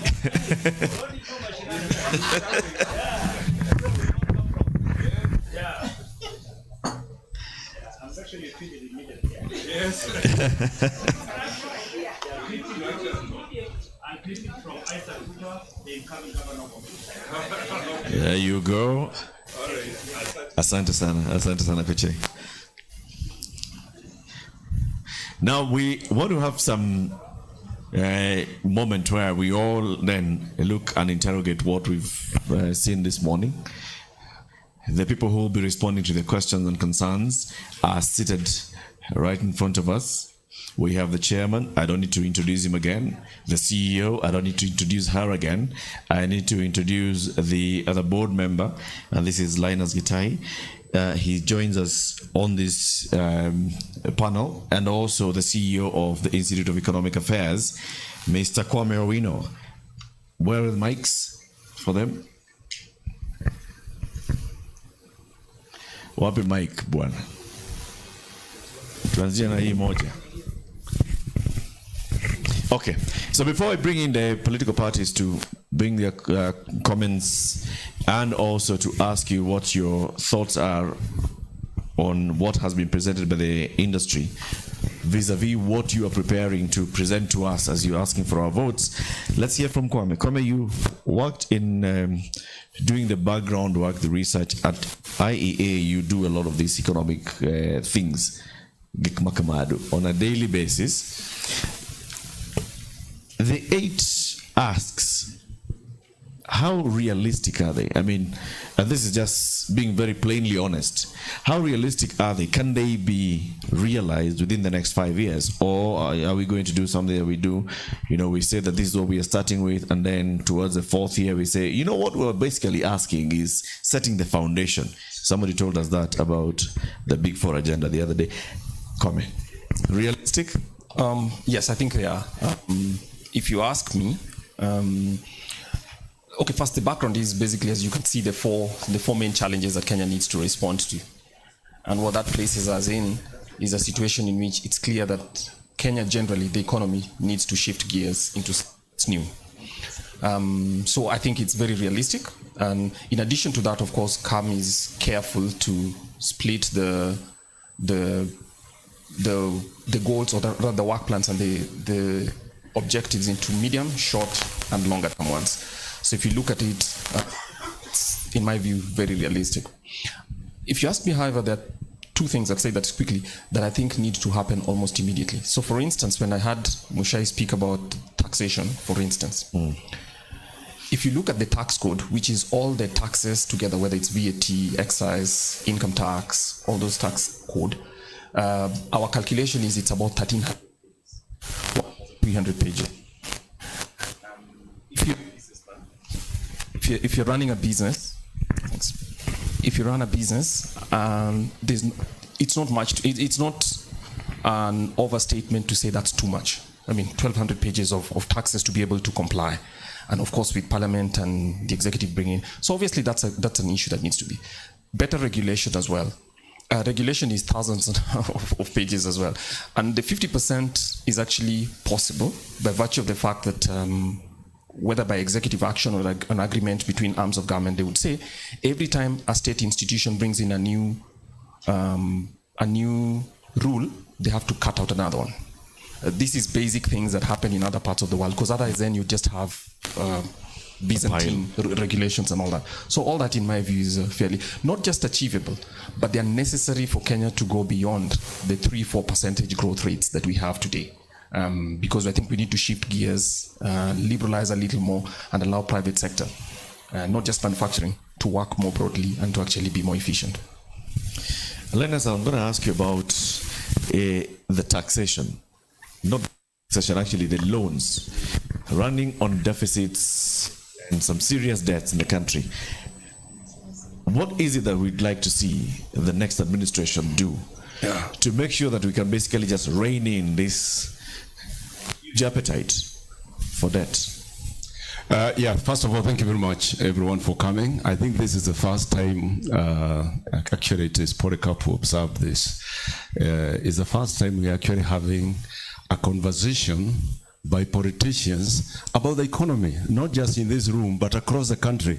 If you look at what people are talking about, whether you're talking about bottom this, top that, it is about the economy. And I think that is something that we must encourage as a people, because that is what will make a difference. Now, talking about the loans, I think we business people are some of the first people to take loans. So the last thing we can say is that loans are bad. What we need to do, however, is maybe 2 or 3 things. First of all, take the loans efficiently. In the world, there exists all sorts of loans, from commercial loans to loans that are more affordable, World Banks and all that. So that's the first thing that we need to do. Ensure that we convert, particularly the commercial loans that we have, to more affordable loans.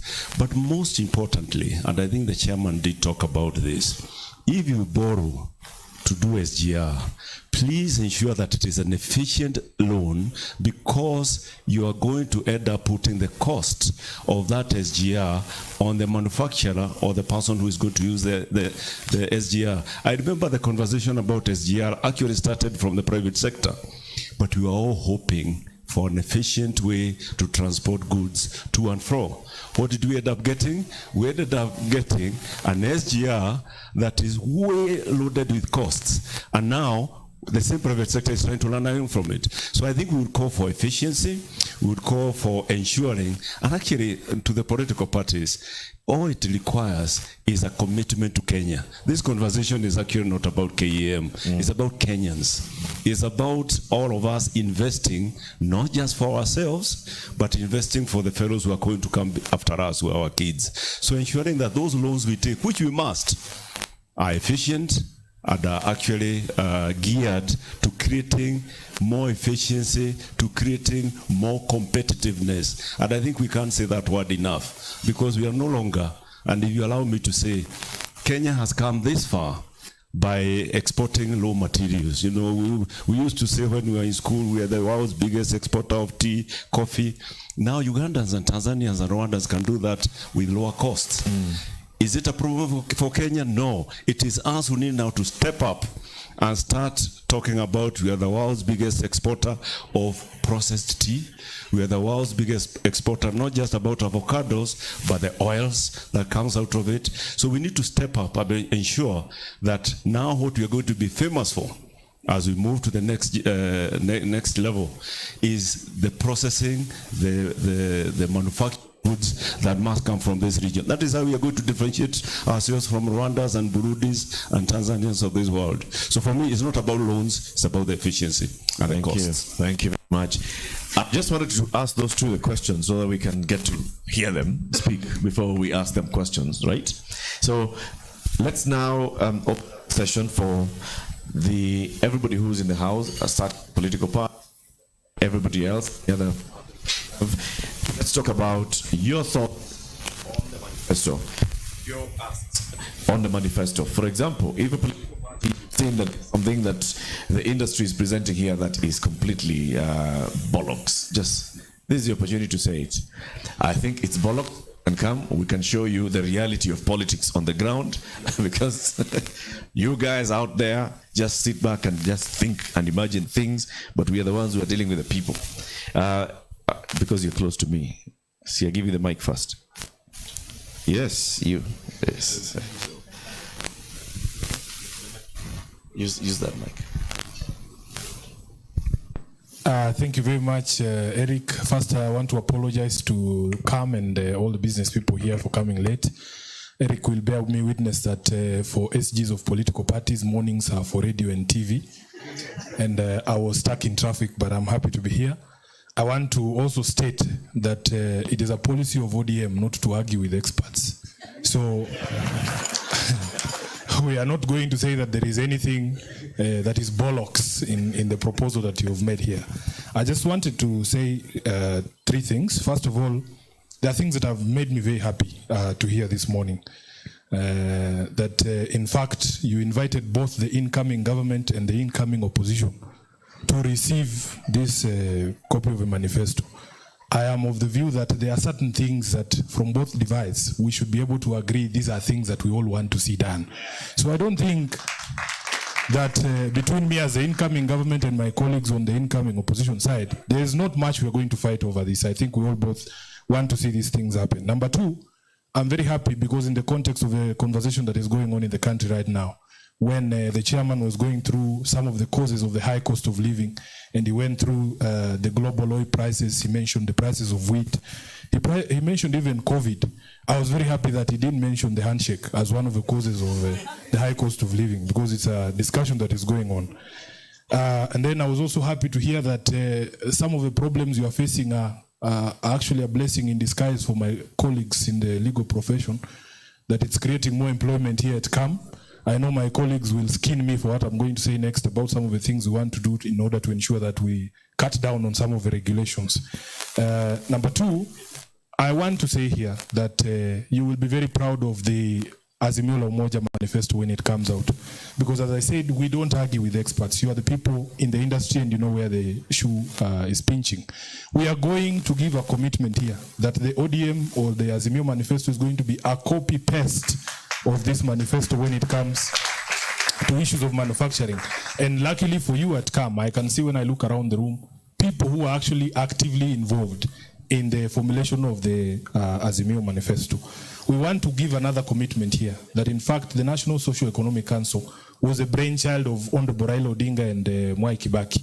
That is a commitment I can give you confidently on behalf of Honorable Raila Odinga, that he will bring back that National Socio-Economic Council. And then the last one, of course, is to give a commitment that as the Kenya Association of Manufacturers, and especially if you retain my classmate here, Phyllis Wakiaga, as your CEO, you will have a person in the Senate who can be called a senator for CAM, that is going to be both the accounting officer for this manifesto and the commitments that we're making here, but also your go-to guy for some of the things that you want to see done, because I actually am a believer in some of these things. Number one, on the question of multiple taxation, I used to work for a company called Magnet Ventures, and we used to have a lot of problems with the county governments on branding of our vehicles. That immediately a vehicle crosses from Nairobi to Kiambu, though you've paid branding license fees for Nairobi, then it becomes a problem in Kiambu because the people in Kiambu tell you we also need our money. And I am sure that I know there have actually been efforts by CAM to come and see how we can come up with a regime, a legal regime that ensures that all these counties are able to recognize the taxation that has been had in one county, especially where you are registered as a manufacturer, say in Kiambu. Then the cess and the levies that you pay in Kiambu surely should be enough, and that you don't need to pay for branding when your vehicles cross over. So you can count me as a partner in formulation of that legislation, and I will be available for you immediately. I'm elected from the 9th of August this year. Then there's the question of infrastructure, and that you've rightly brought out that infrastructure is not just roads. Here in Nairobi, we have the problem of water, and the sewerage system in Nairobi has not been, upgraded since independence, I think. Even before that, despite the fact that the numbers have grown quite high here in Nairobi. You will see a reflection of some of your thoughts in the manifesto of Azimio, and we, for instance, have proposed that we would want to see one manufacturing industry that is unique to a county. So each county must have a manufacturing industry that is, tailored to what it is that is produced there. So if you're talking about the Kisii region and they produce a lot of bananas there, we would want to see an industry there doing that. We would like to develop the, say, leather and tanning industry in places like Laikipia, where they produce a lot of hides and skin, and all of those things are going to be reflected in the ODM manifesto. Lastly, Latif, I have not heard you people talk about the question of corruption and how it impacts on job creation and even the cost of living and all these things that people are making noise over. I was in Kitui just this week, and the governor there was telling a story about an investor who wanted to put up a clinker plant, to produce cement. And from the moment you land at the airport as an investor, you've flown miles and miles. Even the guy handling your luggage wants you to part with something. To the governor of the county that you want to put the project, to the MCA in the area is organizing protests against an investor, and all because they want cutbacks and kickbacks for them to be able to allow you to do that project. If we don't deal with this problem of corruption, we are going to have a problem even inviting or attracting investors here. And we have proposed that we want, as the Azimio, to introduce another special category of vehicles that have a right of way in this country. It is vehicles transporting investors who land at JKIA. They should be given sirens. They go straight to State House. They get all their documentation has been done by the Social Economic Council for investment. They get all their licenses there, and they leave and go and start the business that brought them here. And we insulate them from these hawks who are always waiting here to get money from them. Thank you very much, and God bless you. Thank you, Edwin. We'll get some reactions as well from other political parties. Let's hear from the Armani National Congress. So this is representing Azimio. Now let's hear from Kenya Kwanza. One of them is incoming government, one of them is incoming opposition, or both of them could be incoming opposition. Who knows? Thank you. Thank you so much for this opportunity. My name is Nathaniel Mungare, and I'm the party spokesperson for Armani National Congress, the ANC party. This morning, first of all, congratulations for the amazing work and thought that's gone into this manifesto. It is simply amazing. The ideas and the way the chair has presented and the various persons also presented before us have really challenged us. On top of not arguing with experts, us in ANC and Kenya Kwanza, we listen to experts. That's one of the policies, is that we want to listen and not just argue with them. We want to have a robust conversation on all the issues that we agree upon. Sorry, whatever let me move near, sorry. Whenever I have a chance to meet in Sifuna, I am always amazed by his skills of being a chief propagandist. He knows how to package a message, and I'm always like saying, when I grow up, I want to be like Edwin Sifuna. Now, there is nothing more useful to add other than to say, in ANC party, we have recently launched during our NDC a manifesto known as Uchumi Bora Pesa Mfukoni. And this manifesto that we launched recently is a mirror copy of the industrial and the manufacturing manifesto that I'm holding here. Actually, if you look at the Uchumi Bora pillar, because we have 5 thematic areas, and the major pillar is the Uchumi Bora pillar, is a copy-paste. I think we have the same standpoint and the viewpoints when it comes to manufacturing and how to grow the economy of this country. I don't know why, is it Edwin Sifuna conspiring? Let me come in front. I don't know why we have the same thoughts when it comes to how to grow the economy, create a vibrant manufacturing sector, and ensure that we have a globally competitive country, that we stand among the community of nations and say our economy is very vibrant, our people are very happy, and we have an increased and expanding the shared prosperity of this country. So this morning I just want to agree with a few things that have been said here. First is to ensure that we will promise that we will continuously engage KAM even when we are in government. I think Edwin got the order wrong. It is Kenya Kwanza to be in government and them to be in the opposition, because they know the work of the opposition better than us. So we are promising to continuously engage KAM in maybe quarterly roundtable, so that we are able to assess the progress we make and the promises the things we agree upon in the conversations.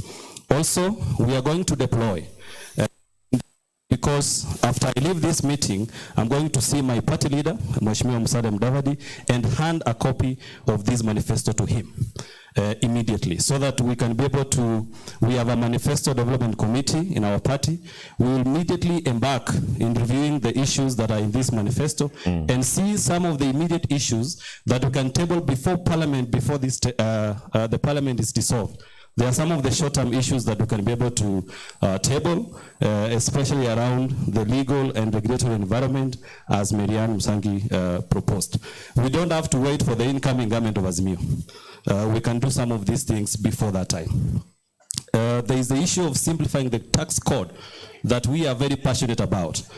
We don't have to have many people taxing. We have to simplify the tax code. And this is what the Uchumi Bora Pesa Mfukoni manifesto is promising. And we agree, we are on the same lane on this. Also, we are very passionate. We want to reduce the cost of power, electricity. It is an issue that is making sure that we don't have enhanced productivity. So we are committing that we want to reduce the cost of our power by 50%. This is a big issue that is ensuring that there is no productivity. Most of the manufacturers are spending their money paying power bills. This is something that we are committed to ensure that we work on. And we want to diversify our investment into the green energy sources, so that there are alternatives to the source of power. Also, the public debt, I'm winding up. The public debt is another issue that is weighing down on us, and especially the manufacturing sector. Why is it important to us? You've seen Mheshimiwa Musalia Mudavadi talk about this, and it was almost becoming synonymous to public debt. When you see him appear on TV, you will think that he's going to talk about public debt next. Because public debt, for every tax we collect, for every 100 shilling that we collect today, about 70%, 70 shillings is going to repayment of public debt. This morning I saw a statement that before the handshake, the public debt was about 4.5 trillion. But post-handshake, it is now about 11 trillion. This is something that is amazing, wondering all of us. We want to ensure that the government appetite to borrow is tamed.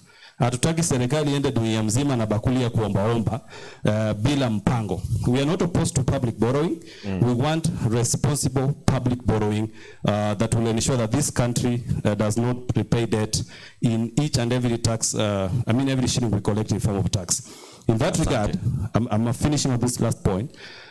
We have sponsored a party bill.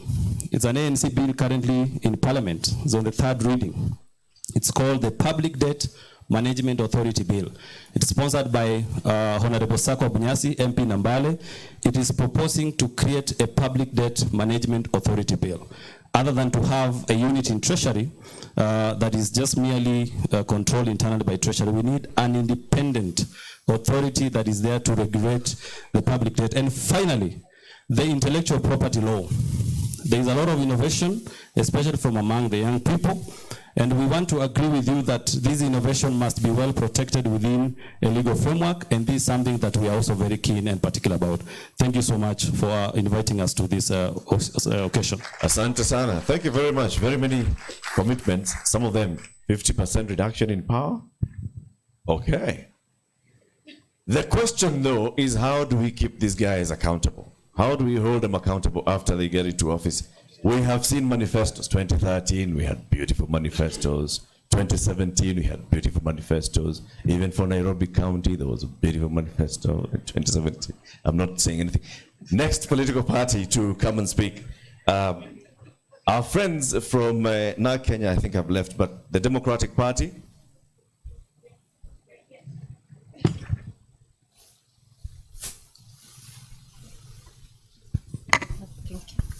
Good morning.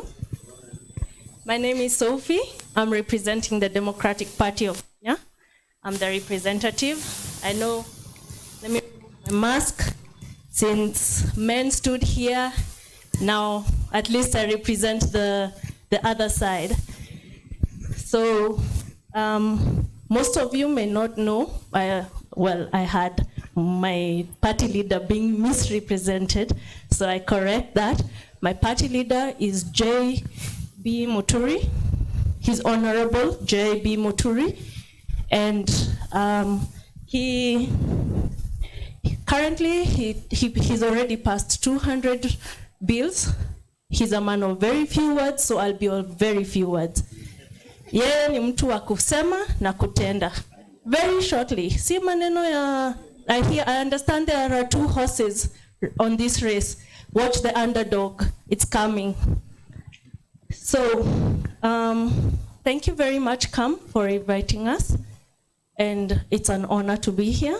The food was really good. I've totally had a good time. The economy is pretty bad, and not everyone can have the luxuries we've enjoyed this morning. Yeah, so considering the cost of oil, how can oil be a luxury? Cooking oil is a luxury to many Kenyans. That's really unfortunate. Oh, okay. So, sorry. We don't understand how cooking oil can be a luxury to very many people. How even milk, half the people in Nairobi cannot even afford a packet of milk at 55 shillings. So if you have a family of 4 children, what do you give them? Turungi. And even sugar they can't afford. So JB Muturi has insisted that the first thing he will do would be to reduce the input as stated here. He will reduce the cost of inputs and increase as well as motivate farmers so that there is more production in our country. Also, in regards to job creation in our manifesto as explained on Sunday, the job creation shall be increased based on the fact that, first of all, we will reduce all the youth, we will remove, or he will remove, the youth department. I mean, seriously, we are the young people. How is it that we have a ministry for us rather than being included in the actual ministries? So we have a ministry that speaks out our terms and conditions back to the main ministries. So one of the major things we will be attending to will be that abolition of the youth ministry, so that every youth is involved in the actual ministry and represents somewhere in the ministry. Then in regards to corruption, corruption is one of the major things that is causing the economy and cost of living to go up. So on that ground, we will ensure that corruption is, rather than having one way to, we spend so much of our money following the actual money that's been stolen. Then we never actually get the money that was stolen. So we will change that as a party and as a leadership, and instead we will go into involving every individual to get involved in this corruption. If me and you get involved in corruption or in the reduction of it, and we can report it comfortably and easily, and it's taken up by the government, then it will reduce for sure. If me and you stop taking shilingi kumi, shilingi tano, milioni tatu, milioni sita, then it will reduce across the board. So in very few words, a lot has been put out, and we will pass on the rest. But and also we will also include CAM throughout the rest of our progress, and we really appreciate this opportunity. Have a good day, everyone. Thank you very much. Thank you very much, DP. We'll have a round of responses from the panelists, but let's hear what the political parties think about the manufacturing sector's manifesto. Chama cha Mashinani, I just like calling out that name. Chama cha Mashinani.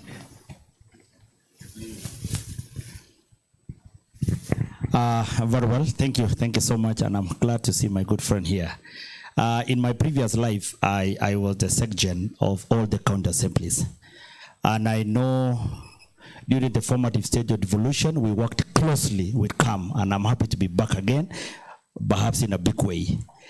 On behalf of Chama cha Mashinani, I want to believe, and all of us you can confirm, that the father and the father of devolution in this Republic of Kenya is none other than His Excellency, the first Governor of Bomet, that is Mheshimiwa Isaac Ruto. And I know again the other party that is almost close in terms of propagating devolution is ODM. And I'm saying that so that my good friend around here, we today by design, we are sharing the same shirts, and I think I know why. And I want to say the few things. You know, one thing that we must be able to address to Kenyans, even as we go towards the 2022 election, is that all conversations surrounding manifestos and party manifestos must be zeroed in to the 2010 constitution, and in particularly the arm of devolution. And I want to confess to you that our party, we strongly believe that if we can be able to cascade every development that you are dealing with here, I've looked at the priorities that you are talking about here, to the grassroots, and that is at Mashinani, indeed, Kenya is going to change. Because as you are speaking at the moment, that what is trending in the world, and actually particularly in Kenya, is the reduction of food prices. And if you look at it keenly, you actually realize that the rate of unemployment in this country, at particular particularly at the grassroots, is alarming. And I want to say thank you so much, because in one of your key priorities that I've read already here is the creation of employment industries around. And I want to believe again that even as we move in implementation of the next of this manifesto, my appeal to come is that you can be able to devolve your functions beyond the 8 sectors. Let the conversation at the grassroots be about employment. Let the conversation at the grassroots be about industrialization. Let the folks in the village not believe that industrialization is only in the urban centers, because that is the only way we can be able to develop this country. And I believe, and I think I agree with Sifuna, that we can be able to domesticate. If what is good in Western Kenya, we can be able to ensure that even we attract investors, that ultimately, so that, by the way, if we ensure that devolution works in Kenya, you will hear very few individuals running to be the presidents, because the conversation will be at the grassroots. And I want to again submit to come, having been the speaker before, there is one unit, and I want happy that there is one arm of government that we need to do a lot of capacity building, so that they can begin appreciating the conversation that is going on here, the county assemblies.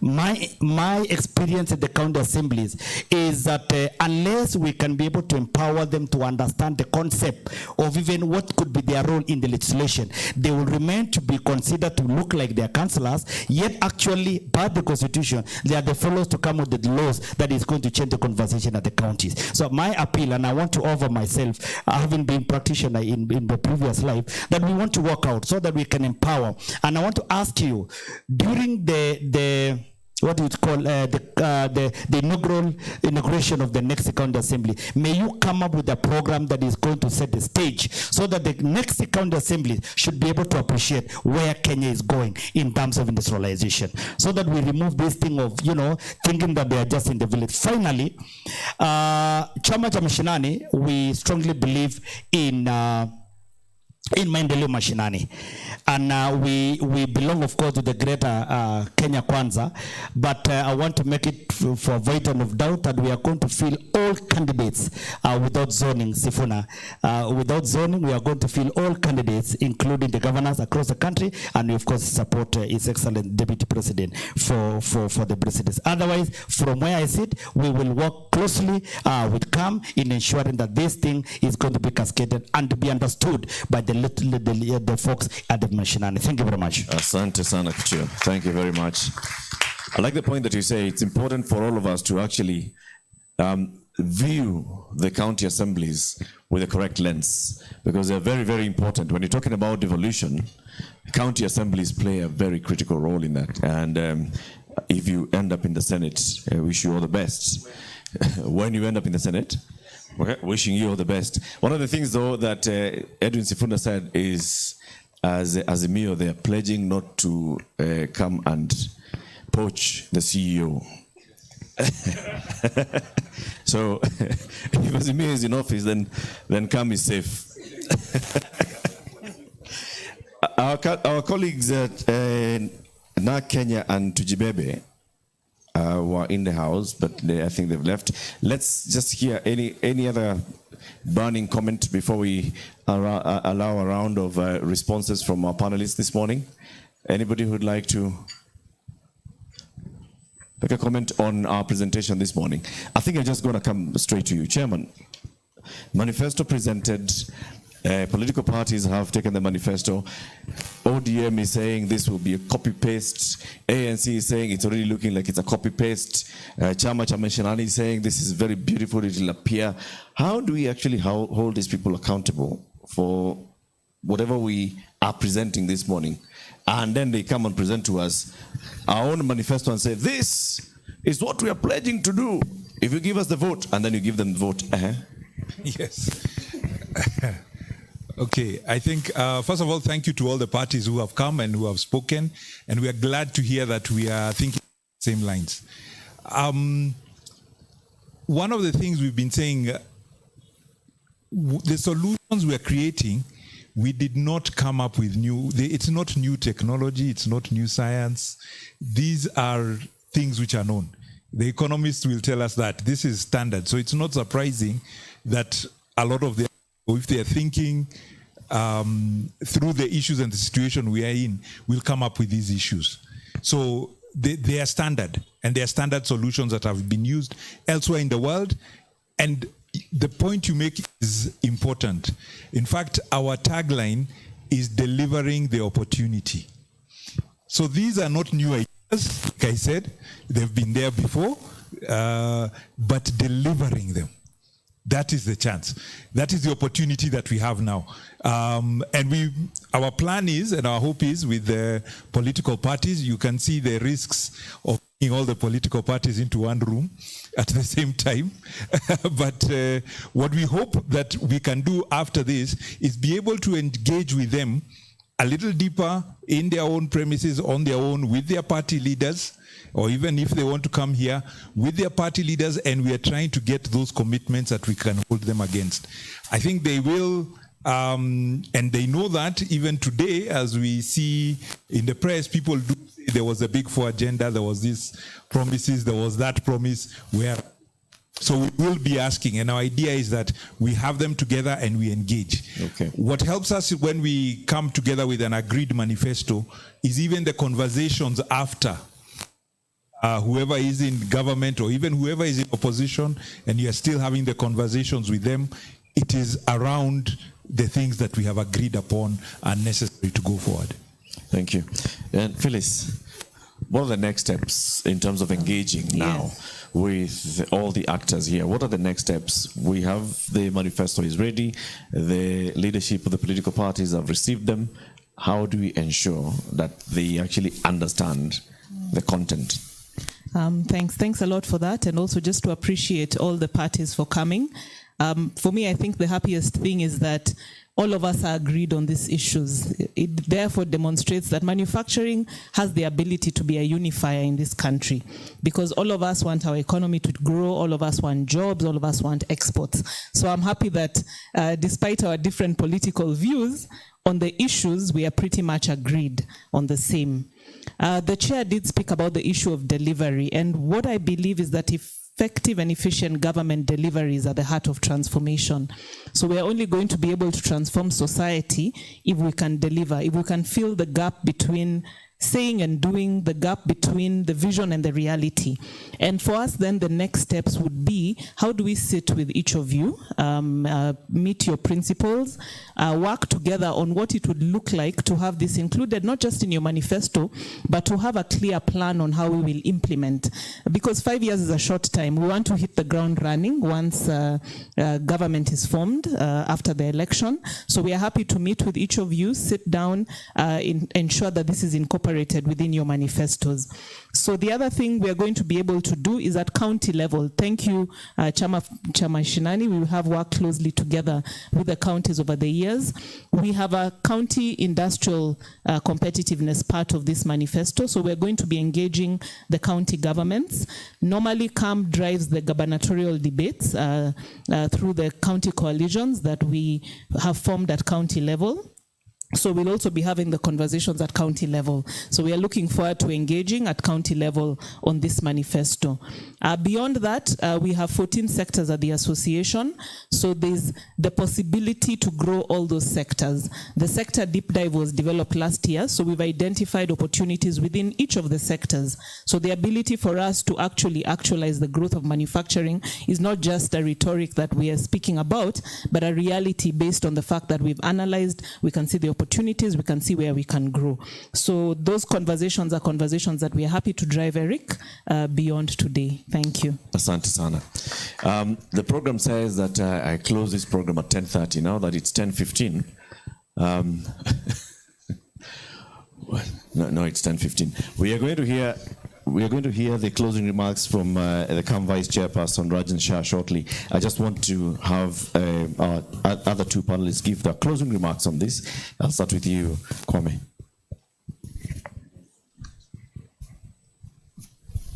All right, thank you.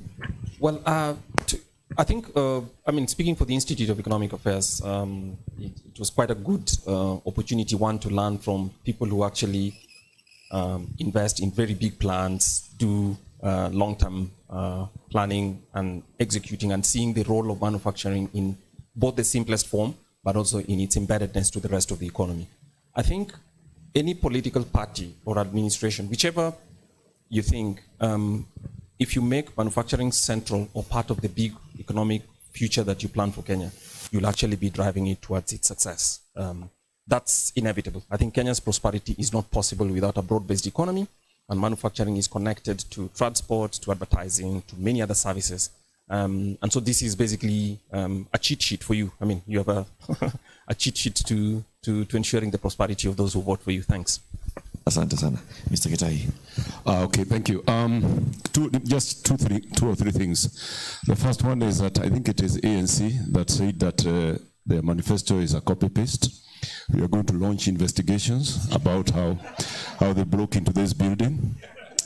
But we forgive you and only ask that you do in your acknowledgements, museme hiki tu itoka kwa kam. That's all. And then my friend Sifuna says something that I agree with. He said that in FDI, which is one of he said that he really wants to ensure that he lays a red carpet for all these guys coming from abroad. All I want to remind you is that there are guys like the lady sitting next to you who are actively creating jobs today. So I hope in your manifesto you also lay a red carpet for Bharat, who is already creating employment, Marianne. Let's not wait for the guys coming from abroad to lay the red carpet. Finally, let me tell you, sometimes people think that politicians and manufacturers probably don't meet. But there is one very, very, very big point of convergence. And that is the creation of employment. All of them, when you see all political rallies and getting all these youths, they say, ukituchagua, we will ensure that you get employment. Political parties, the best place, and I think Kwame talks about it, there is a very good relationship that has been established scientifically about the amount of employment that can be created by $1 extra dollar of investment into manufacturing. And therefore, our ask, our plea is that if you really are genuine about creating employment, there are very few areas that are going to give you the multiplier effects you require to create the hundreds or millions of jobs that are important for this country. So we actually meet at that point, and as we move in, as governments get formed, both at the national and the county level, let us keep this conversation alive about how many, in fact, let's even commit to a scorecard. How many jobs are we creating? Decent jobs for our children, decent jobs for our people, so that beyond the rhetoric that we do at the political rallies, let's actually translate it to a scorecard that says we will create these jobs. And the way to create the jobs, ladies and gentlemen, beyond just supporting manufacturing, is identifying, like I think it was presented here, exports as a proportion of what we do is so important. So what are we going to do to ensure that Tanzania is not only getting 2% of their products from this country? What are we going to do to ensure that, like today, if you wanted to export beef to the EU, you know you can't, because they just say we want to support our farmers. What are the strategic areas that we are going to identify and say, as a government, we will support this, we are going to give these incentives because they have the biggest multiplier effect to the economy of this country. So I think we need to be actually a bit ruthless about saying this is what we must do, this is a scorecard we are going to keep that is going to deliver not just employment, but the badly needed foreign exchange that will be important for the transformation. So asanteni sana, thank you very much.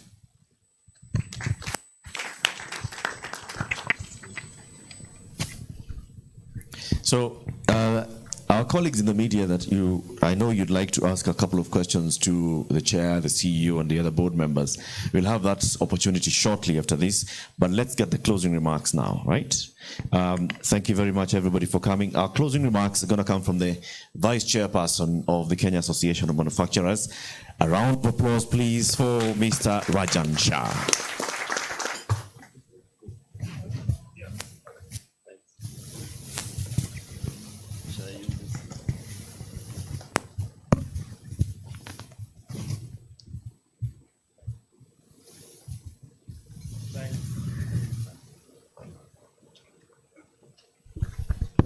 Thanks, Eric. Let me start with a quiz. What is the most used word today? in this event? Any takers? And there's a prize for it.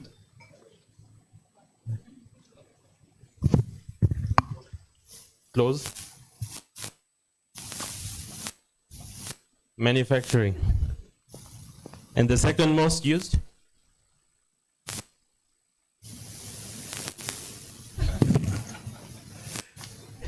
We have somebody saying Azimio. Tax. Anyway, the prize was a brunch.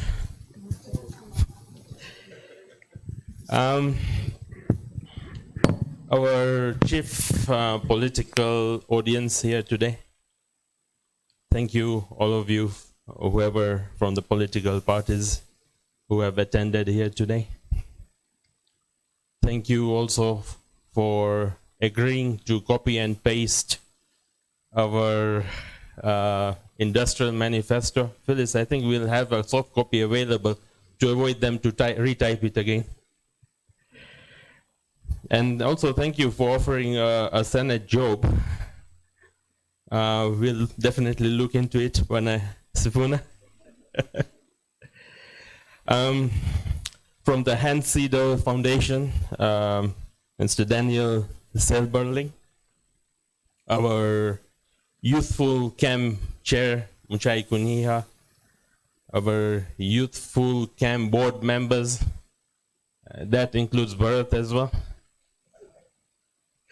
Our very youthful past board members, I can see Mr. Devani here, also Polycarp. We've got leadership from organizations like the MasterCard Foundation, Mr. David Bagenda. I can also see my colleague from Cereal Millers Association, Paloma, nice to see you. Our youthful CAM CEO, Phyllis. CAM members present here. Other CAM partners. Last but not least, the members from the Fourth Estate, ladies and gentlemen. First of all, it gives me immense pleasure to welcome you all here today to participate in the launch of the CAM 2020 Industrial Manifesto. We say Asante Sana to all of you, both physically and virtually.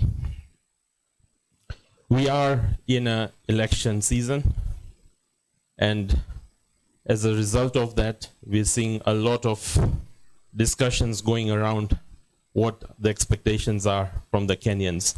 And I think this is an opportune time for us as Kenyans to engage with all the political parties to see how we want to move the Kenya we want going ahead. We've already heard from many audiences, including our chair, that for any country to look at economic growth and development, industrial policy and industrial development has to stand right at the top of the agenda. This goes for any country in the world which has seen any development of significance, including China, the tigers of China, Korea, Vietnam. They've all gone through industrialization. Just to recap what we discussed today. Our manifesto is driven around 7 priority themes.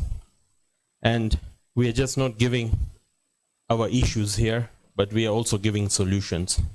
And that's very important. So we are just not complaining, but we are also giving very probably doable solutions, easy and pragmatic. And many of these solutions do not require resources. It just requires a mindset change on how we go about to do things. Let me just run quickly through some of the solutions or recommendations or around the issues that we have or the challenges. So one is about promoting macroeconomic stability in the economy. Creating jobs. We have heard over and over again how important jobs is. And manufacturing jobs, as what Linus just also alluded us to, are very sustainable jobs. And they have a huge multiplier effect on other sectors of the economy. So these are jobs which our chairman also said create much larger value proposition just beyond the job that we create as a manufacturing job. The other thing that we heard over and over again is enhancing export propensity. How do we need to grow? We need to grow beyond our borders and export. The key to growing the manufacturing sector is about export-led manufacturing. Reducing regulatory burden on manufacturing. This plays a very key role for our members. Raising foreign direct investment. But I mention here again, not only foreign investment, but also local investment towards the manufacturing sector. I think we have a very highly entrepreneurial manufacturing sector already established here, who would be dying to invest more and reinvest more. And we need to create the opportunity for that. Driving industrial proficiency through the provision of the public goods. How to make our goods more efficient and cost effective. Increasing counter-industrial competitiveness. Creating a certain and predictable business environment through an effective and pro-industry national tax policy. And finally, enhancing industrial growth through full implementation of existing manufacturing-centric policies. Allow me to now just thank a few people who have been part and parcel of the development of this manifesto. First and foremost, to all of our members, because without your input, we would not be able to have the content that you see in front of you. Special thanks to the Hans Seidel Foundation for supporting the association in the development of this report. To our media partners, you've always been supportive and driving our industrial agenda. And we look forward to you looking into this report and unpacking this for the common man and the wananchi, so that they can also understand what it means to them as well in their day-to-day life. Our chair, Muchai Kunia, this was his pet project. You have led us as an organization to coming to this report. I remember from the time we started our conversations in September. Thank you for leading the association and coming out with this. Of course, the task is not half finished. And as I said, we have to ensure that it gets implemented. Many thanks to the camp secretariat led by Phyllis, who have dedicatedly worked with the rest of the team towards getting this report ready under very tight deadlines. And finally, acknowledge all your contributions today and earlier towards ensuring the success of this launch. I finally conclude by saying that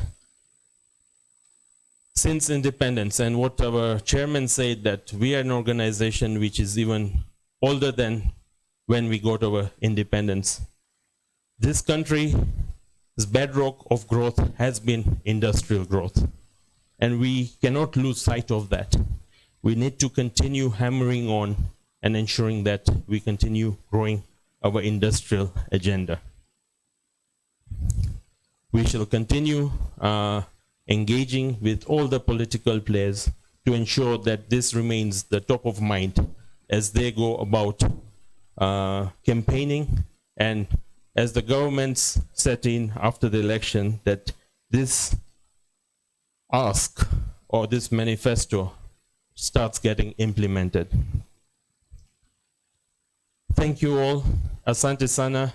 There is still brunch out there, and we wish all the political parties a peaceful election ahead, and look forward, and may the best one win. Thank you. Thank you. Asante sana. And now, ladies and gentlemen, you are free to leave. I'll ask our chairman and our CEO to please be on standby. There may be some questions from my colleagues in the media. They'll guide you on where best to take or any other board member present. Asanteni sana. Mingle. You don't have to go, okay? This building is ours. Atulipi atipa half day. We are here. And so you just enjoy everybody else's presence.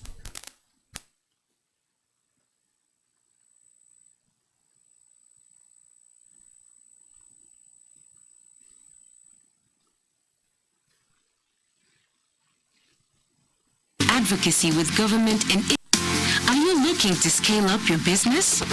Join Kenya Association of Manufacturers today, and we'll help you grow your business to its potential through 1.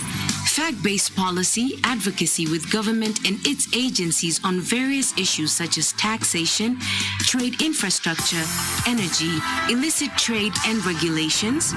2. Business development and competitive services that are tailored to build competitiveness, productivity, resilience, and support the manufacturing sector's journey to green growth. 3. Capacity building, networking opportunities, and professional development. Kenya Association of Manufacturers, driving global competitiveness.